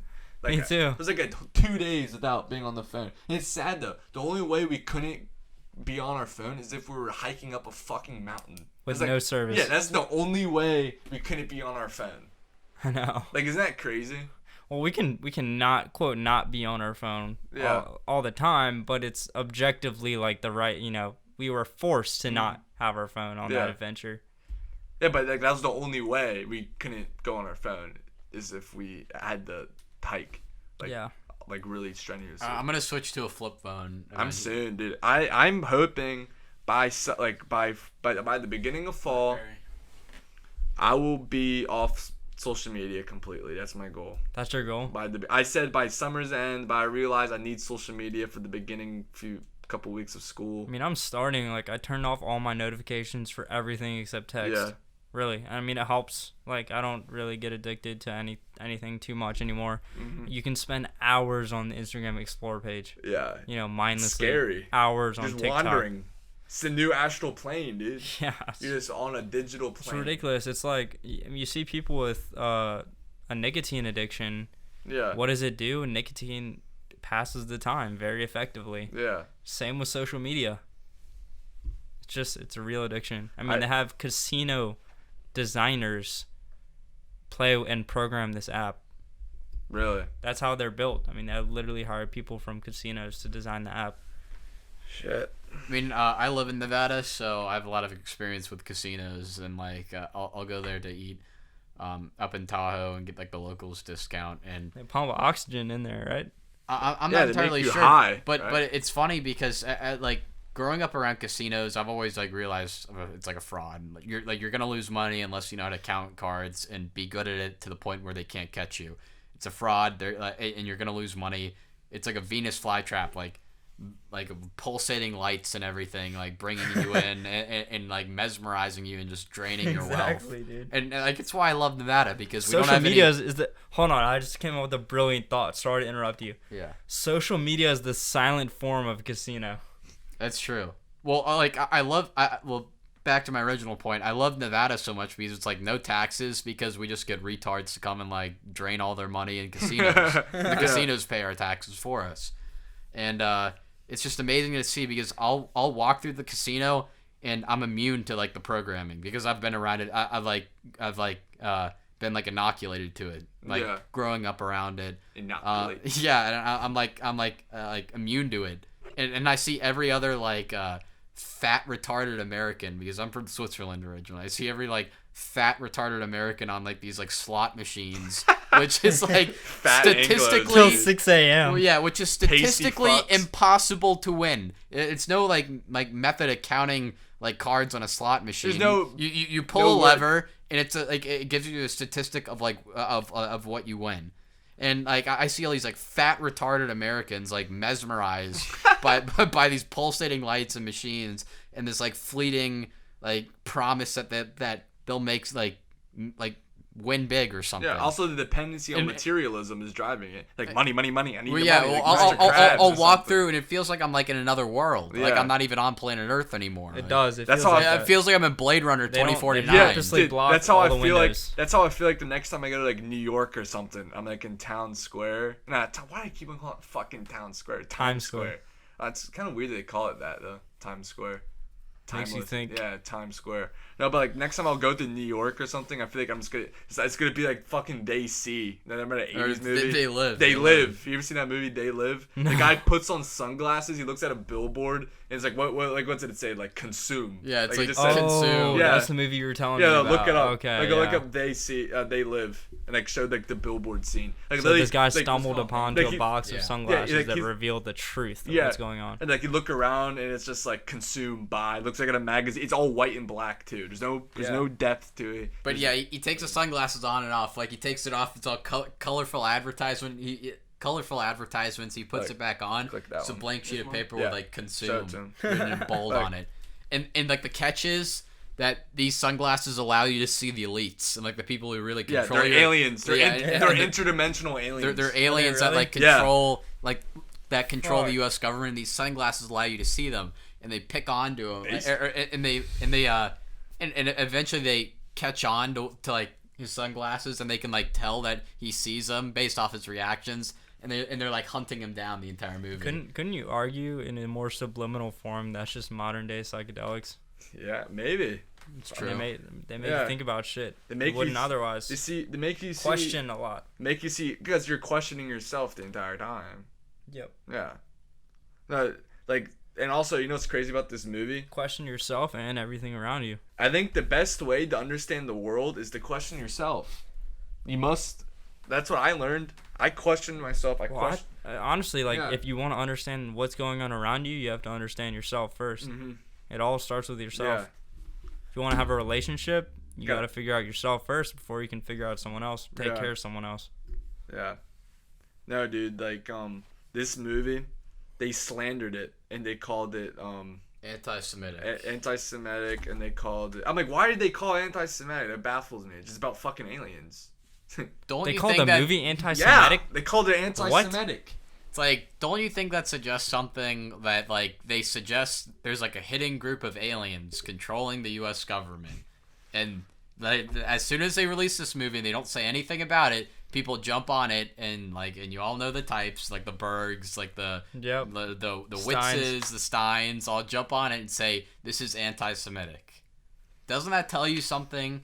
What like, when that comes up, it's like, well, why are you getting so defensive about it?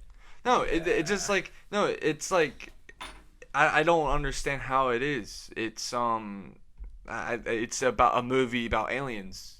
Like why? Let it be. Yeah. Why do you have to be like it's anti-Semitic? It's just like how is it? Like You have to immediately denounce yeah. it. How like why like is there like a thought process that you're trying to cancel or something? Cancel culture. Yeah, like I'm not saying it because I think like there are Jews in the government that are running, but the thing is they're running the government. It's just that like it makes me think that like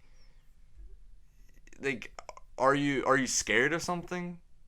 I mean, they're obviously scared. Like of I don't people waking up think to what's going yeah I don't on. think that there are like there's like you know like there's like these little like banker Jews that are like controlling us. I think this is absurd. I don't think any human could do that. Any human group can do that. I think there has to be like an interdimensional force that can control the world. I don't think humans can do that. Right. So I don't think like Jews are controlling us. It's just that like why would you call it anti-Semitic so quick when there's no relation between Judaism and the movie? Yeah. It makes me it's just I mean, like and also there's speculation yeah that Jews aren't even Semitic to begin with. yeah like I love They're like Turks or something. It's like They're- Turks yeah, immigrated the down. Ashkenazis as well. yeah Yeah, and I love Jews. I think they're cool. I have nothing wrong with Yeah, them. I have nothing like that's what annoys me. Like it just like 99% of like Jews are you- good people. Like it just like you can criticize any other group as you want. You can criticize the white people until they're fucking dead. You can probably kill a white person and get away with it. they almost did Yeah, that, yeah, with that little the, fucking like, cannon I don't even know his name because the media won't talk Hennig, about right? it. There's a little white boy who got executed in front of his little sister by a black guy because he was riding his bicycle on his lawn. Media doesn't even touch it. I mean, he got straight up executed. yeah, What do you executed. Mean? Shot? Yeah, gun back to his head. Oh, shot in fuck. front of the kid's two little sisters. Like meanwhile, you have a 225-pound black guy. He was a porn star, high on fentanyl, and the cops pull him over for using counterfeit money, and they try to arrest him, and he won't go in the car, and then they have to put him. He even asks the cops to be put on the ground, and they end up kneeling on his neck, and like the guy on drugs gets panicked and has a heart attack, which that's what the autopsy says, and people lose their minds, and people like burn down 5 cities because ridiculous. Because this guy George Floyd, which the media pumps his name out, depict him as a martyr over every social media platform, like people like are up in arms about this. It's like, but you're not going to be up in arms over like the 5-year-old white kid who was executed for his white privilege. Absolutely not. It's ridiculous. What I don't understand is like the American obsession with race. It's just like people only care about the skin of each other's colors. They don't understand the creed behind anything. Just like you're white, you're black, you're half black, you're I'm 25% black. You're 1/8 Indian. I'm 1/8 Indian. It's just like what the fuck does that even mean? Like you're not even. Why should it matter? Like there's a reason why, because race is connected to a culture, and the culture creates like the subconscious of the person. That's my belief. The culture that you're around creates your subconscious. That's why white people think different, because they have a different culture. That's why black people think different, because they have a different culture. That's why Chinese people think different, because they have a different culture. That's why Jews think different, because they have a different. It's just the list goes on and on. Right. So it's not a racial problem, it's a cultural problem, and people need to get that through their head. It is so much easier to blame everything on race. 10 times easier. Easy. It's just an easy scapegoat. It's like it's like racism. No, it's like you're not. If you blame everything on racism, you're not gonna solve anything. You're gonna hurt more people. You're gonna have more innocent people in the crossfire. You're not gonna solve anything. The best way to control a population is to divide them. And divide them. And this is what I see. It's easy to do that.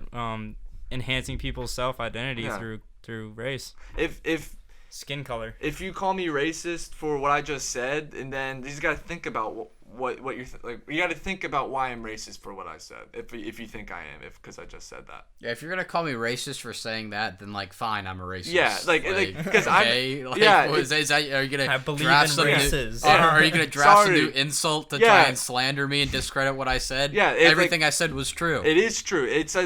This whole thing is just a plot to divide us, so we don't understand what the main thing is going on. That's literally all it is. Yep. It's just. I mean, it's a plot to control us and divide us. They want division. They want race riots. They want looting. What's the easiest way for the slaves not to revolt against the master? You focus. Make them think they're not slaves. You make them think they're not slaves, and then you also put the anger away from the master and onto other factions among the slaves. That's the easiest way. And I'm not referring to slaves as like the American version. You're referring to people that have very little free will, right? Yes, very little free will. And like when I refer to slaves, I'm not talking about America's like 300-year history of slavery. Slavery has been a thing since the beginning of time. Yeah. And all races have been enslaved. And every group of people has been enslaved. And I'm not saying this to justify the slavery in America. It was wrong. But I'm just saying, like, you have to understand that you have to understand that it wasn't the first time. It wasn't the first atrocity. No, absolutely not. Yes, I understand this group of people have been oppressed. I understand that, and it sucks. But at the same time, you can't keep on playing the blame game. And stop bringing it up. Stop revitalizing it every fucking generation that comes around. How about we get past it? It's just this American. No, we fetishize race. We do. We fetishize it. We just fetishize it. We drool over it, and that won't solve anything. It's gonna create more problems than anything else. And Yeah, if you call me racist for that, then like awesome. Cool. It's the way it is. Yeah, it's the way it is. If you call me racist for that, People seem to forget that slaves were sold by their black slave owners in Africa over to America. Like, you'll think that gives you power over me? You think that word gives you power? You call me a racist? That's just a fucking word, okay? Like, you really hurt my feelings. Like, do you feel in control? Yeah, you really hurt my feelings there, dude. Like, it's just this constant just blaming, just like you're a bigot, you're a racist, you're anti-Semitic, you're this, you're that, you're just like it's just shut up. Fingers. Shut up. Just shut the fuck up. Shut up. Just shut the fuck up. You guys are immature, just like idiots. They like to point fingers at everyone but themselves. Just like CNN the other Also- day said that there was no news media station that was anti-Trump. What the? What are you talking? Yeah. What are these people smoking? It's almost every media station. Yeah, like, who's your dealer, bro? Well, Give me his number. I find it quite funny because everybody remembers Occupy Wall Street, right? That whole shtick that went down in like 2012. Yeah. And it was in response to like the 2008 financial crisis when a lot of the big banks got a little greedy and bit off a little more they could chew. Housing market collapsed.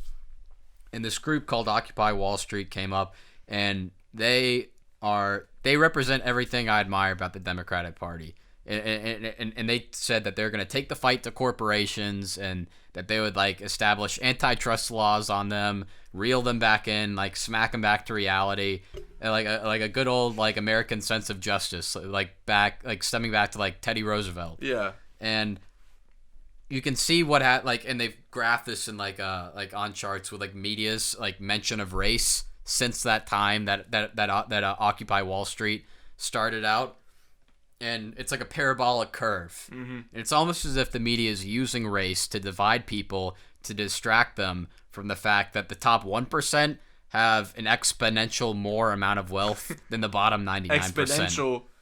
That means that it's gonna continue growing. Yeah, and it's continued growing. If you look at Jeff Bezos' net worth back in 2012, $8 billion. Now it's 180. If you look at Bill Gates' net worth back in 2012, I think around like 49 million. And I'm not sure of these exact numbers. I know they're around billion, right? Yeah. Around 40. I'm pretty sure 49 billion. Now it's like over like 100. Like it's like 150 billion or something now. And you look at all these people like. They've done exponentially better since people have been divided by race than when they weren't divided by race. They just saw it as an afterthought and saw the real enemy, which is like the Wall Street banks and the big corporations who are treading over their freedoms. Yeah, I want to know how all these politicians happen to have insane net worth. Nancy Pelosi. Only dude. after they've been elected to the Nancy position. Look up Nancy Pelosi's net worth real quick. They're all bought and paid for. What? Addison Rae just got hacked Really? by some British guy on TikTok. Every politician is bought and paid for, and there's nobody out there looking for Americans' best interests. If you tell me why Right. Nancy Pelosi is worth, it says here, $120 million when she gets paid $150,000 a year. Well, that's the number she's been they a want politician you to see. for 40 some years. Well, that's the number they want you to see. With every person, with every corporation, Lobbies, dude. The lobbyists. They have a balance sheet that they disclose to the public and that they want you to see, and then they have a hidden balance sheet. And the same thing with the Federal Reserve. Same thing with Nancy Pelosi. What you see is $120 million. Deep down, it's a lot more. Yeah. Oh, it's more than that, you think? More than 120 million? Without a doubt. I mean, both numbers are and shady disgusting. business practices. That's what she has legally, financially disclosed. I mean, clearly she's been paid off. Someone. All of them have been paid off. Republicans, Democrats, Libertarians, whatever you want to fucking say. They're all paid off. Why do you think Congress does nothing? It's because the top 1%. They are the top 1%. Yeah, bickering. They're an extension of the top 1%. Bickering and standing still creates more money for them. The constant battle. The status quo. Yeah, the constant battle in the Congress. It also doesn't change the fact that they're all part of a secret society. Have you ever noticed at the snap of their fingers, Congress gave trillions of stimulus to big business, to big pharma, or billions for big pharma to find a quote unquote coronavirus vaccine, and like allowed the Federal Reserve to pump trillions into the market to stop the stocks from crashing. Yeah. Now, meanwhile, like, why can't like Republicans and Democrats bicker over the cost of extending unemployment? They bicker over the cost of building a wall, as if like $6 billion, and like Nancy Pelosi would be ridiculous. like, These are just- like, we can't afford a $6 billion wall. Yeah. Or the Republicans will be like, we can't afford to extend unemployment benefits for a Yeah. couple more weeks. It's like, okay, well, you could have you afforded the $1 trillion stimulus package To the big pharma, dude. to Wall Street. Like, Yeah. tell me, at what point was it necessary for the average day American person that companies like J.P. Morgan or Bank of America needed $1 trillion, or the airlines, for example? It's another big one, or Boeing. Like, why all these companies deserve trillions of dollars, You know but why? Americans don't deserve anything? Look at their stock. Look at their stock shareholders. Yeah, and you saw that with this one Look at their stock shareholders. senator. I forgot the senator's name, but I believe North Carolina senator, like right before the coronavirus, like stock market crash happened, he sold all his assets. Yeah, I wonder because, why. because, you because he wonder why, knew ladies and gentlemen. he knew what Inside was coming. trading, ladies and gentlemen. He knew what was coming. And that's illegal, by the way. You can't have inside trading. And was he convicted? No. No. He won't. He would never be convicted. Slipped right under the radar. Yeah, he would never be convicted. I'm starting to think that these issues put out in front of the public, like the wall and a few others, are just fronts for what's actually going on behind the scenes. You know what it is? Silly like that. What's that one Farmers commercial where the guy has a little dollar on a fishing rod? He's like, "Ooh, almost got it." He's like they're trying to reach it. It's like literally, it's like, for example, it's like a little dollar bill, $100 bill on a little string, and if you can picture it, and like everyone's trying to claw and grab it, but like no one can ever reach it. That's what these problems are. You can never fix racism. It's a problem that can never go away. Yeah, unless you literally like espouse thought control. Yeah, unless everyone becomes mean- the same race, that would never happen. Well, I think that's their like ultimate plan. Yeah. They want to destroy every aspect of diversity and blend everyone into this one like monoculture. Atheist, Yeah, a monoculture. No, I a think they wanna keep monoculture them that divided. No, they want to blend everyone into the same like mush, like the same monoculture, because it's easier to control, easier to make them consume, easier to make them fall. One lock world and step. currency, one world government, One world One race. one world world people. culture. Yeah, one world digital culture. That's what it is. Like it's like I was looking on Snapchat, right? And it was just random because I saw this one ad. And it was just like something about students. It was like this is the student financial plan that can help you like pretty much help you have like a living just by being a student. Right. I was like reading that. I was like, how does that fucking work? I was just like, so are they getting paid to be a student, or like are they having certain like are they like putting their money to like a stock investor, giving them money, like investing for them, like and they get money? I was like, how does that work? I'm like, now this is a random thought just popped up. I was like, are they making a new class, like a new job, pretty much called students? You think they're gonna make that Yeah, reality? I that's what I was thinking. I was just like the student class is on the rise because there's more people going to college, Oh shit. and it's just like, so it's like, so they're gonna have like these people who are constantly learning, constantly brain. This is all I'm giving you my thought process, like constantly learning, constantly brainwashing. Yeah, dude. So they would never, Fuck. because they would always just they would be obsessed with learning. Like I just like it's just they're obsessed with schoolwork, so they would never see what's beyond school. Because I'm going into, I'm still in high school, and this the only thing I can think about is school. I can't imagine a world. I literally can't imagine a world without school for me right now. Right. So imagine if school never went away. Imagine if everyone was still in school. Everyone, they're like people like, imagine a world where like a PhD became normal, right? Mm-hmm. And people like, I mean by normal, like everyone, like that was like standard. Like because 100 years ago, going to college wasn't standard. That was only for like the 10%. Right. Right. But now that's like literally like the 60%. Well, go I to- think go honestly to it's starting college. to trend away from it though. Yeah. Because I mean, you look at the top 10 corporations in the United States, and they don't require college degrees anymore. Mm-hmm. It's interesting. Yeah. So, but I was just thinking about, like, at the same time, though, there's like this obsession with education for the people.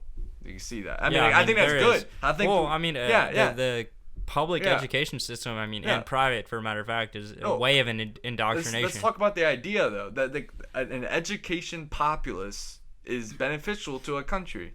You Mm-hmm. need a populace that is educated, that is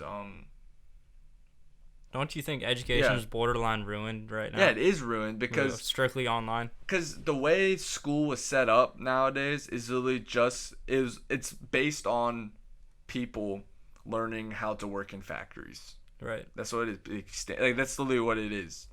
And so I'm gonna go back to my thought about my theory about like the PhDs. So college, before I lose it. So college for now is like available to the 60%, right? So in a world where a PhD becomes where everyone wants a PhD, like 80% of the people get PhDs, Mm-hmm. that means people are gonna be in school until like their early 30s. So imagine that. Yeah, I mean, doctors, Yeah. they go to school till they're 33, Yeah. 34. No, imagine Half their lives in some cases. No, imagine that. Imagine you have a whole class of people who won't even start free thinking until they're like 32. Think about that. It's true. Like 2,000 years ago, people wouldn't even live to 32. Right. Think about it. You're literally having like half a lifetime just studying and just pretty much just doing busy work. Yeah. And you literally won't free think. You like it just baffles me, you know? I mean, yeah, when you're surrounded by controlled information hours upon hours Yeah. of the day, it doesn't leave a lot of room for you to think for yourself. Yeah, because you're kind of like, I gotta do this project, I gotta study for this test, I have to do this, I have to do that, I have to go appease all my teachers, I have to go and then like, oh no, Suck dick to get good grades. The school dance is coming up, so I have to ask the hot girl, and they have to start worrying about the social stuff. There's a party this weekend, I want to go to the party, I want to get drunk, I want to have sex. So then they start doing all that stuff. Next thing you know, you don't even know what fucking reality is. You don't think about religion. But You that don't is think about- reality yeah, to you. that you don't One think, event after the other. yeah, you don't think the next thing you know, you're just reacting to everything around you. You're not stepping back, and you're like, why am I learning this? Why am I doing this? You're paying attention. Yes. You're not observing. You're just along for the fucking roller coaster. Exactly. You're not. You are. Yeah, you're just reacting. You're paying your attention to those that sell it. Because think about it. Think about what the best dopamine rush is. Getting 100 on a test that you studied all night for. Think about that.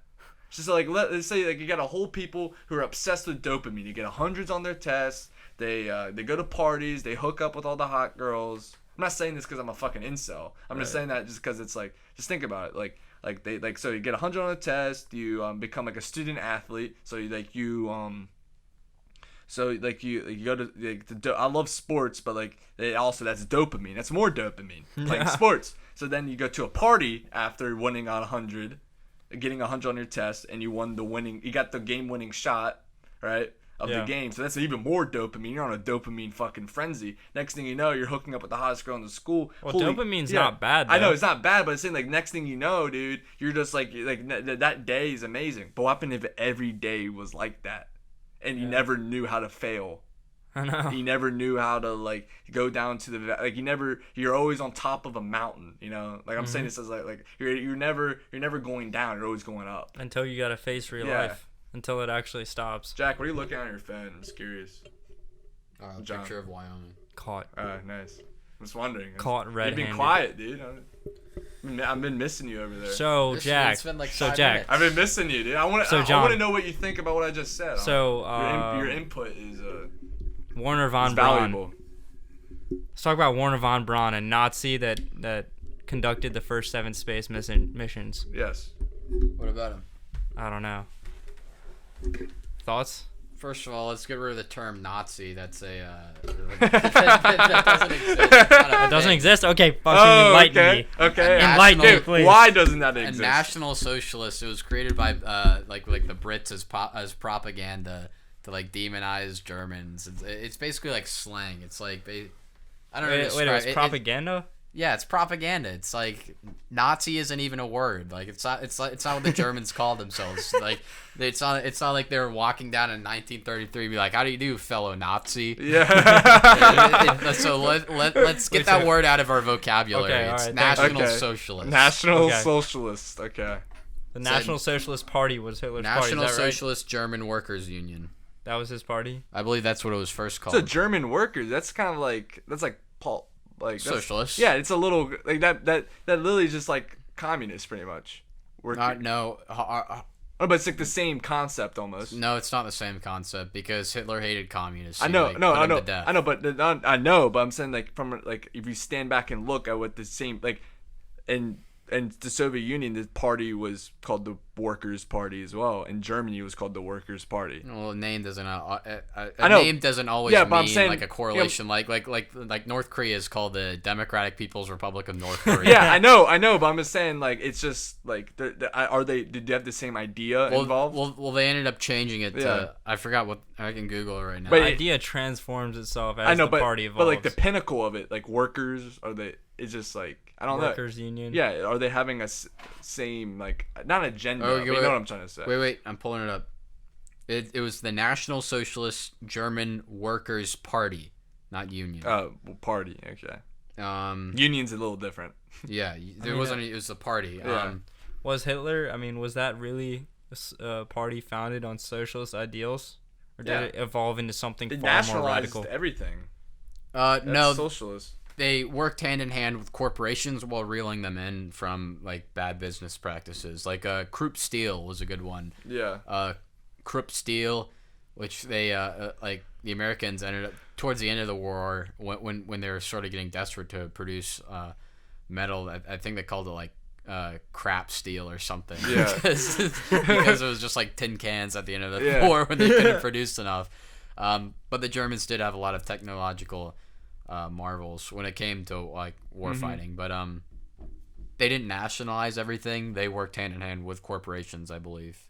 I mean, the Germans, they during World War II, they were far superior Yeah. technology-wise than the Americans, right? It's incredible. It was what they- amazing what the Germans were able to accomplish. They took on the entire civilized world Real outside of question is- Japan at the same time. They're fighting all of Latin America, all of North America. They're fighting the Soviet Union. They're fighting Britain. They fought France. Pretty much all of Western Europe outside Italy and a few Eastern European And they countries. beat all of Western Europe too. all They beat of the those resources of people. They beat most of Africa, them. all of the resources of the Orient. We're all going to the Allies. Yeah. And they beat them for the good first half of the war. It was amazing what they're able to accomplish in such a short the real amount of question time. is though, were they interfacing with Demons, like the demons, SS, aliens? Well, with Himmler and and they shit. certainly did a lot of experience. you do see that a lot, like pumped out of Hollywood. That like the German or like the Nazis, I'll use the term colloquially, were involved with like the occult. But They were.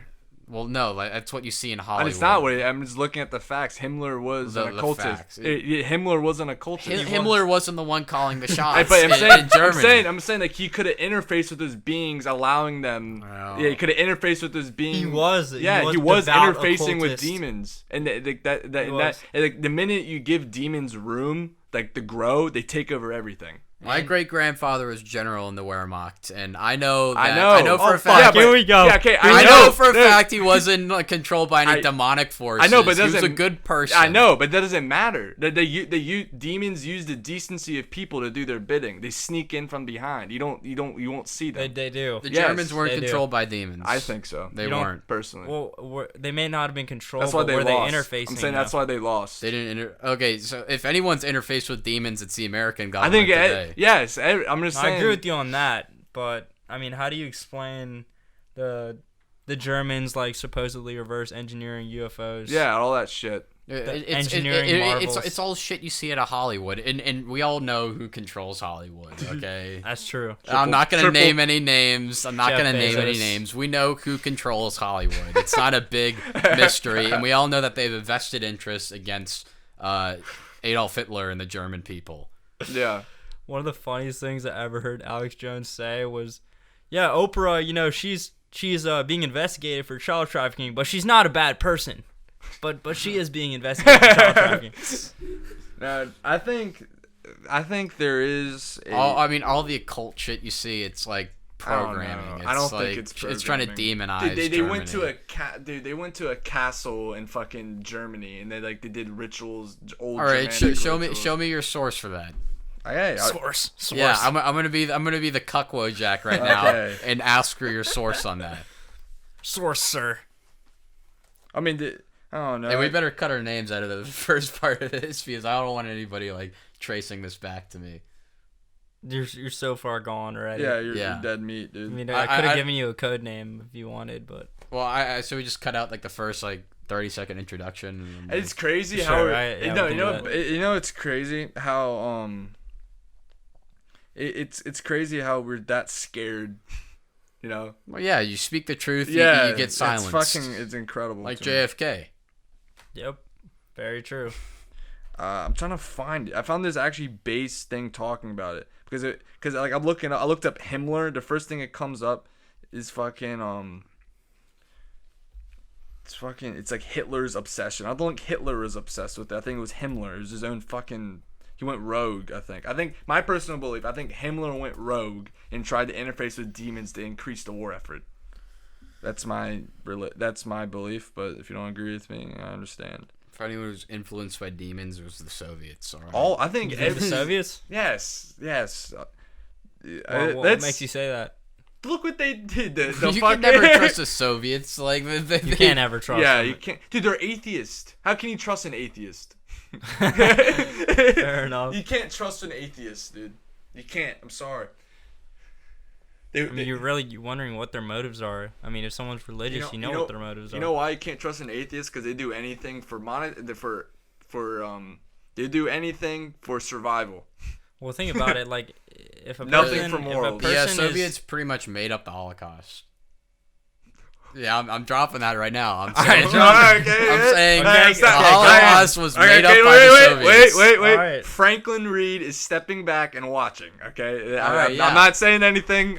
John's taking the mic. Yeah, And John- don't say your first and okay, last name. alright, Don't okay. say your first and last I know, name. I don't but- want any. that's not his name. It's not my name. But Okay. I'm saying I'm taking a step back. We'll just trim it out. Alright.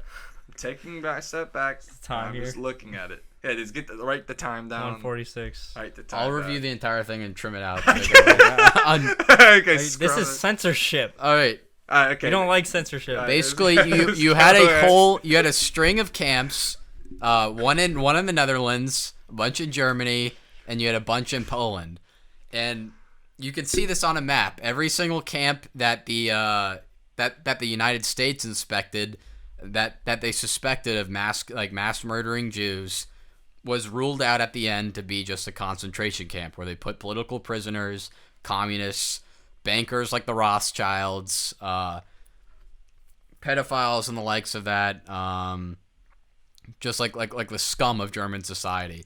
And every single supposed death camp that the U.S. inspected, they ruled out at the end was a concentration camp, and that there's no systematic murder of anyone there. And then on the other Out of all side, the U.S. inspection. yeah, Okay. U.S. By inspection the Red Cross or by the military? by the United States military. And you Okay. can see, like, you're looking at Europe, and you have the East and the Yeah. West. The U.S. was coming through the West, inspecting camps as they took them over. Mm-hmm. The Soviets, on the other hand, were coming from the East, inspecting camps as they took them over. In every single camp that the Soviets came across, they ruled as a death camp, and that there is systematic murder of Jews, and that we're, like, supposedly supposed to believe that, So that's like, where the idea came from. yeah, Yeah. that like It's a millions Soviet of idea. people were like killed at these camps. Like some of these stories, like quite laughably, like impossible. Like I believe in Dachau, which was a supposed death camp. They said that they like killed some like a basically amount of bodies that would equate to like a football stadium full of people. They like shot them in the head, buried them, and then later, when the Allies were coming, decided to unbury all those people, and then burn them all, which like or cremate all the remains. That makes absolutely no sense. It doesn't. It's logistically impossible. It's logistically illogical too. Why are you gonna waste all this labor, systematically murdering people? And we know the Germans are very like efficient people, and they like always. I'm from Switzerland. I've seen Germany, and they always like nitpick to save like another little second of time like in every process here and there. And I just can't for the life of me believe that they would like systematically murder 11 million people while they had their hands tied down in a war. Yeah. It makes no sense. If anything, they would just wait till after or when they knew that they had no hope of like winning the war at all. Sure, they would. Because I at the mean, beginning of the likely you war, would try and secure the win first. until so- 1943, standpoint. they thought they could win. Yeah. In which case, it makes no sense for them to kill anybody from the point of 1940 to 1943. And if I was like intent on killing a group of people from 44 to 45, and I knew the Soviets were gonna beat me, then I would enact my grand master plan, like we're all led to believe. When did the Holocaust what was the time frame It of like said the main killings? in Of the main like yeah. like if I get called like a Holocaust denier for this, like yeah, I am a Holocaust denier. I don't think that like I don't think the Holocaust in its current form that they claim it to be like happened like it did. But what I do think is that there was imprisonment of people, there was forced labor of people. Like a lot of people did die. So do you think there were ghettos and stuff for Jews? Yeah, I believe there were ghettos for Jews, and I believe that a couple 100,000 people died due to disease and starvation because of Allied bombing. Yeah. And like, if you can't even feed your own German people, then why are you going to feed prisoners? Yeah, you can't. right.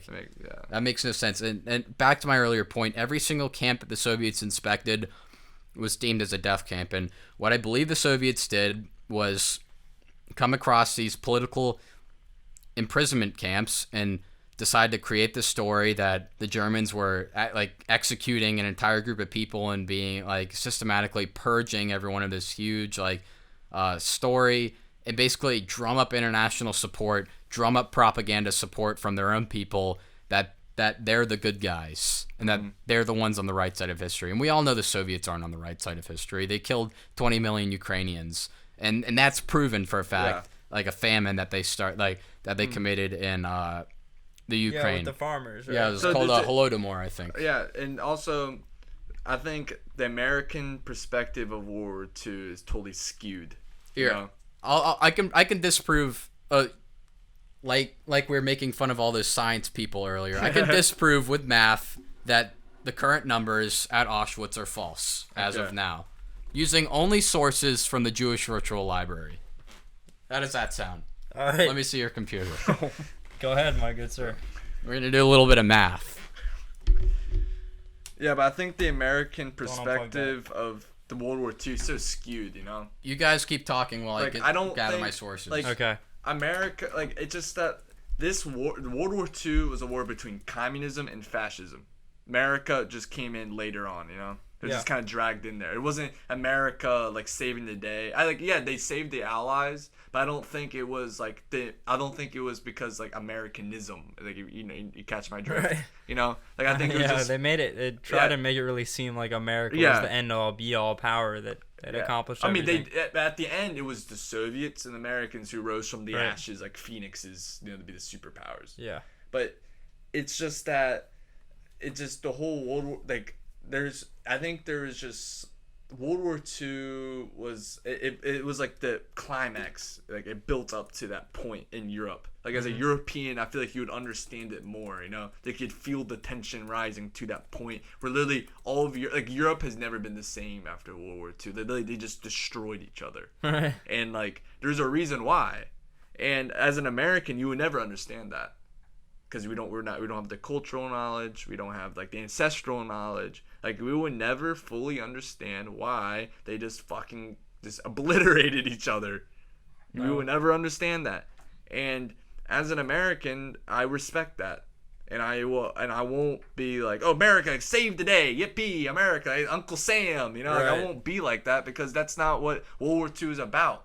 And and in using World War II to praise America, I feel like is just so I hate to say this word because it's a bot word, but it's insensitive, It's just you're using the deaths of millions of people to make yourself look better. We should be mourning World War II, not using it to make ourselves look better.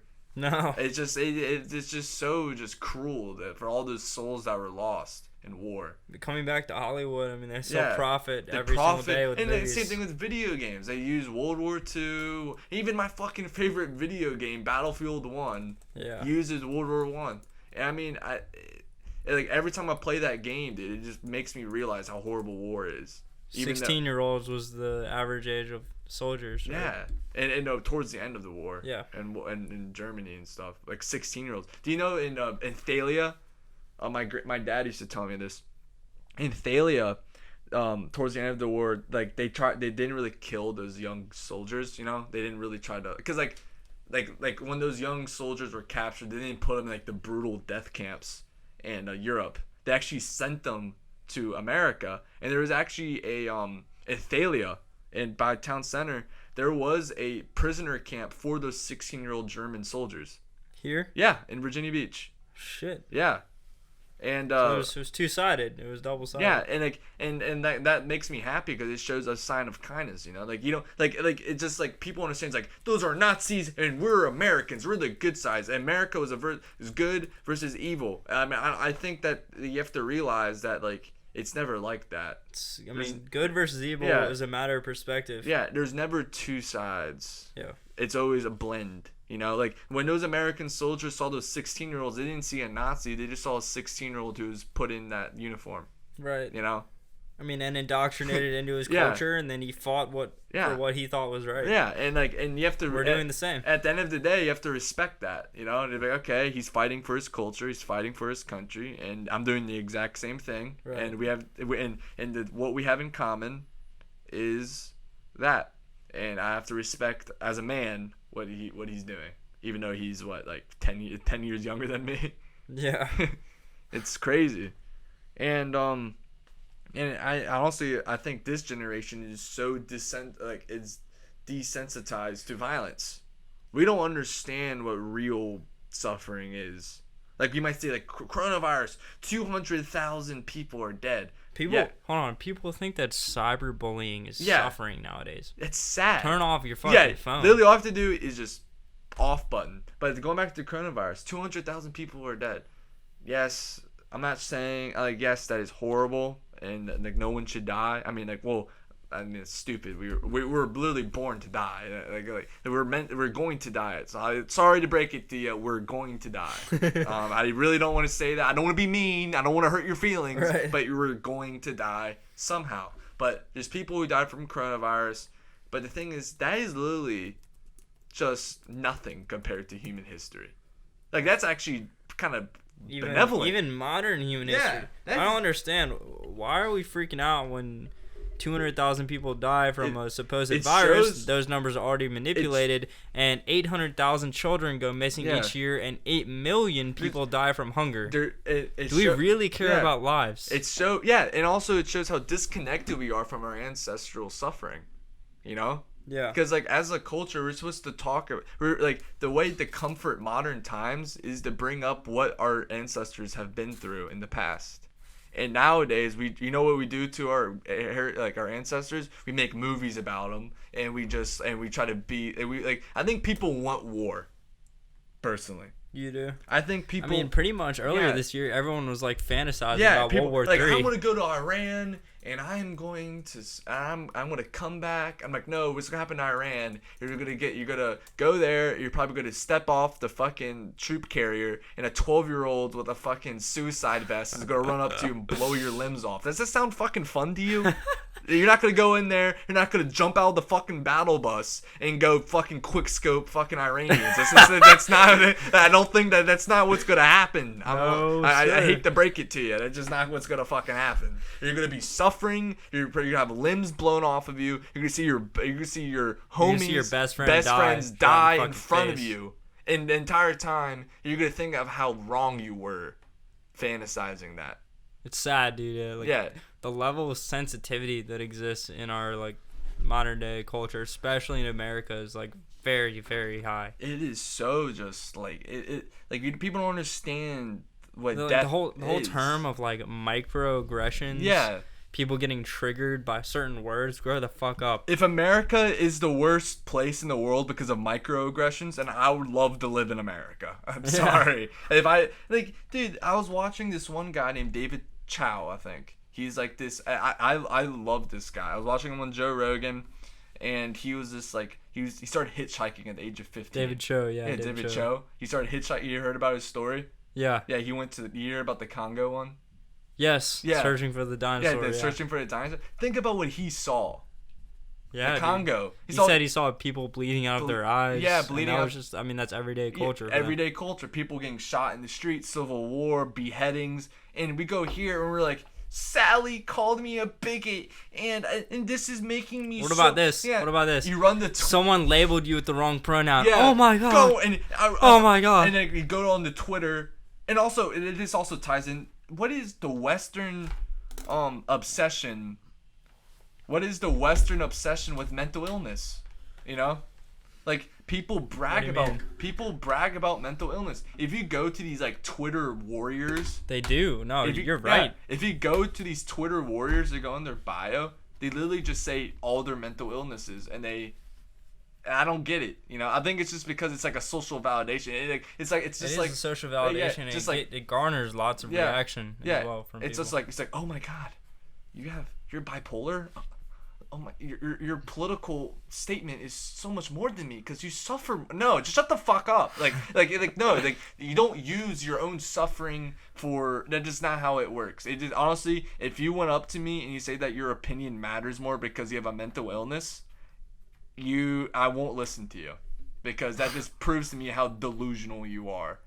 I think a lot of people have mental illnesses. They Yes, just don't know it. They don't know it. No. On a quick aside, There's real mental illness, but the people who use it for political stances, I won't listen to you. I'm sorry. Yeah. All right. I just want to parry back to what we were talking about earlier. I crunched the numbers here using only numbers from the Jewish Virtual Library, and I gave a lot of like leeway to what they were saying, and I'll explain that in a bit.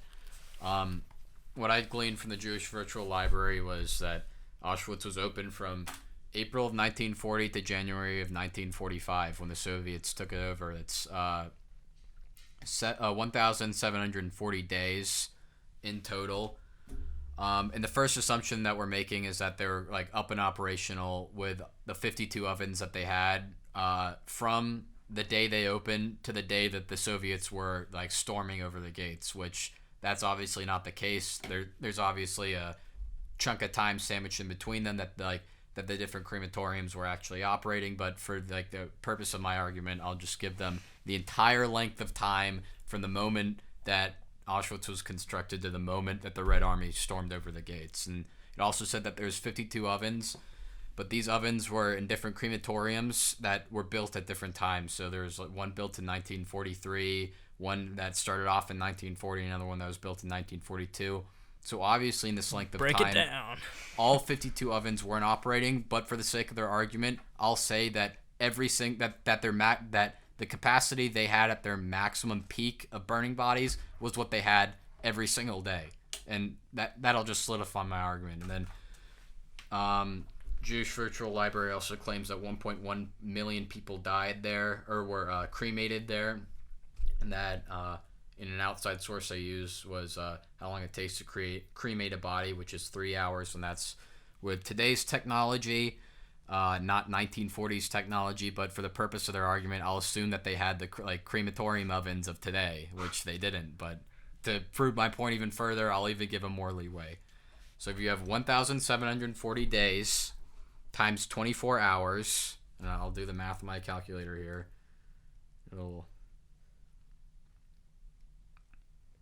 It's 41,760 times 52 ovens. That's 2,171,520 divided by 3 hours to cremate a person. So this final number is a maximum amount of people, assuming that they operated at their peak efficiency from the moment they were open to the moment that the enemy armies were storming over their gate. Right? No maintenance. Yeah, no maintenance, assuming operating 24 hours a day, that they never, ever shut down the crematoriums to clean them out or anything, and that it was operating at modern-day efficiency. The maximum they could have burned was 723,840, which is several hundred thousand short of what they claimed on the Jewish Virtual Library to be the people that died there. Well, I think they had to get it over 1 million just for dramatic effect. Yeah, well, Yeah. it's mathematic. obviously- Like the numbers they claim, are mathematically impossible. And if you point that out, and you disproved it using science, like jazz hands. Point that out. Jazz hands. If you point that out, you're labeled an anti-Semite. It's like, I'm not anti-Semitic for proving something's mathematically impossible. Yeah. Like, am I racist for proving like kinematics in physics? Am I sexist for like teaching biology? Clearly, what exploring- really pisses me off is when people call me a racist for supporting our own president. Yeah. Sorry, I support our own president. Well, yeah, and when I say I'm a Holocaust denier, yeah, I'm a Holocaust denier. Like the numbers are right in front of me. It's black and white. They're claiming a number, and I'm giving them a lot of leeway on their argument. I'm calculating the maximum possible number given the parameters they've set forward, and it's several hundred thousand short. So no, I don't believe that what they're saying is true. Like they're liars. And if that's a lie, it makes you ask a bunch more questions surrounding the if entire this- situation. if this is a lie, it was one big fallacy. What is the agenda that they're pushing? Well, what are the implications of Yeah. if this is a lie? Like literally, entire people's like livelihoods are constructed around this. Political arguments are constructed around this, comparing their opponents to Hitler. Like, well, you're just like Hitler. This is what the Nazis did. It's like, well, when you figure out that this whole thing's a lie, it's a sham. And I'm not saying like Jews weren't put into camps. Yeah. That happened. I'm not saying that they're systematically murdered in these like ways that are mathematically impossible. It's like, I don't know. It's just like if you kind of like. if you say this is false, people's entire political view crumbles. You're not disproving the Holocaust. You're just saying it happened differently, right? Yeah. And so Right. so it's just like we're not saying that like the Nazis were good, because this is what people say. If you say the Holocaust, if you deny the Holocaust, they think you're implying that the Nazis were good. I don't think any side was Yeah, good. every side. I think every side was evil in a sort of way. They all had their own agenda, but it was malicious because they all wanted power, right? Exactly. The common person is literally not thought Oblivious of. to that Oblivious fact, to yeah. the fact. If you think that your vote matters, it doesn't. No. If you think that your opinion matters, it doesn't. The only and this is where social media becomes important because that's where everyone can put their opinion on social media. So literally, what did the elites do? They gave people a little platform to put their little opinions on and think they're battling for something. That's literally all it is. It's just one giant fucking game for people. Social media is the best video game ever created, my opinion. I mean, dude, it puts people in a Yeah. trance. It's the Complex, at least. it's the best video game. If you start viewing social media as a video game, not as a tool for communication, I bet your perspective on modern culture will change. Dude, honestly, it's crazy when I walk around my university, my campus, and I see people just looking down at their phones, Yeah. somehow walking on the sidewalk. I don't know how they don't walk in the fucking street. Yeah. But I mean, it's crazy. These people are literally in a fucking trance. Yeah, I'm still in high school, and I don't even know what my college future is going to even look like because of COVID. Yeah. Pandemic. Yeah, it's just like they expect us to put our entire future on hold, and then when over a sensationalized Yeah. common cold. and then when I for example, when I complain about it, I'm called insensitive. Like, yes. When you support certain doctors Yeah. that the mainstream opinion doesn't agree with, then you're outcast. Yeah. And Why? yeah, it's just Everyone, like, no matter what you believe in, all these doctors went through the same ritual, the same test to get their the same relative test to get their Hippocratic oath. degrees. So why should we trust some doctors Yeah. more than others? Because why should we trust the doctors that are promoting remdesivir, a $3,000 medication, and not those that support hydroxychloroquine, which it's costs because far less? Because we're giving them power, these doctors power. It's just like hate or love Alex Jones. He has a really good quote about the elites. We gave life to them. We're giving them power. The whole point of government is that the common person, as the masses, have more power over the government, right? The government is supposed to work for the people. So we give a part of our life, we give a part of our strength to the government. We give them life, we give them power, right? That's the whole point. And the whole point is that as the common person, we can take that power at any point.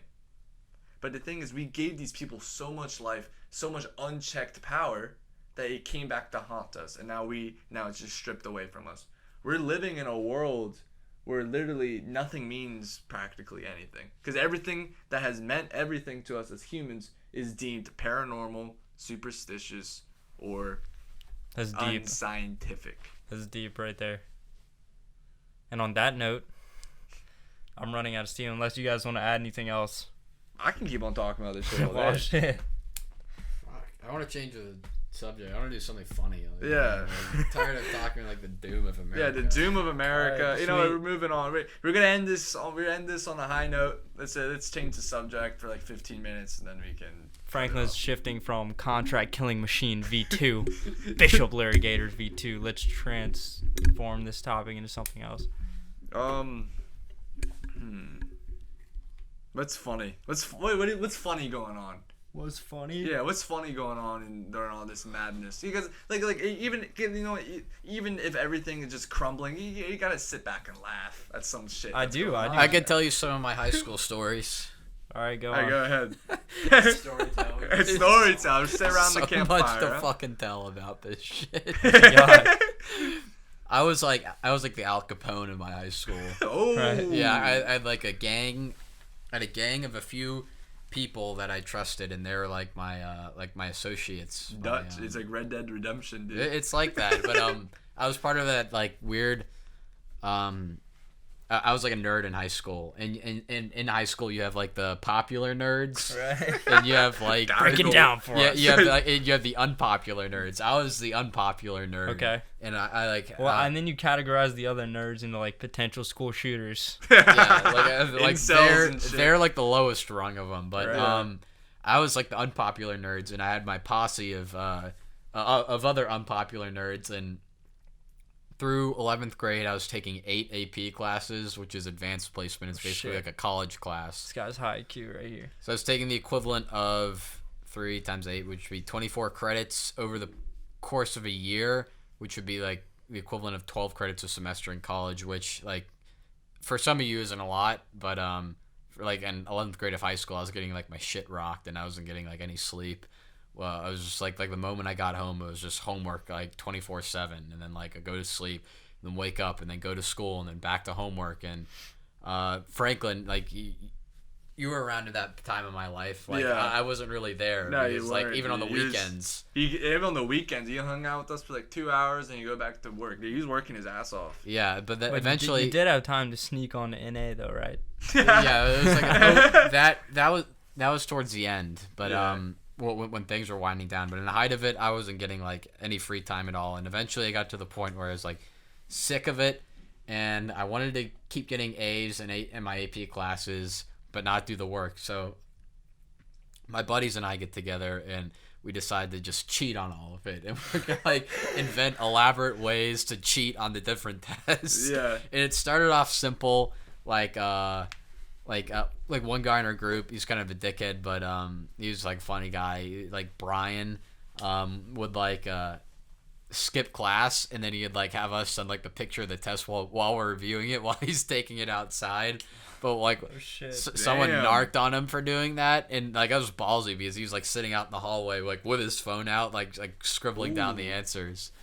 Damn, so he went all out. Dude, that was like yeah. I would have done it more covertly. But, like Yeah. I started like inventing covert ways to cheat better, and like my friend Alex and I would like sneak on like into the school after hours, and we would like take tests from like the teacher's desk. Oh, No. dude, that's some Black Ops shit. You got Okay.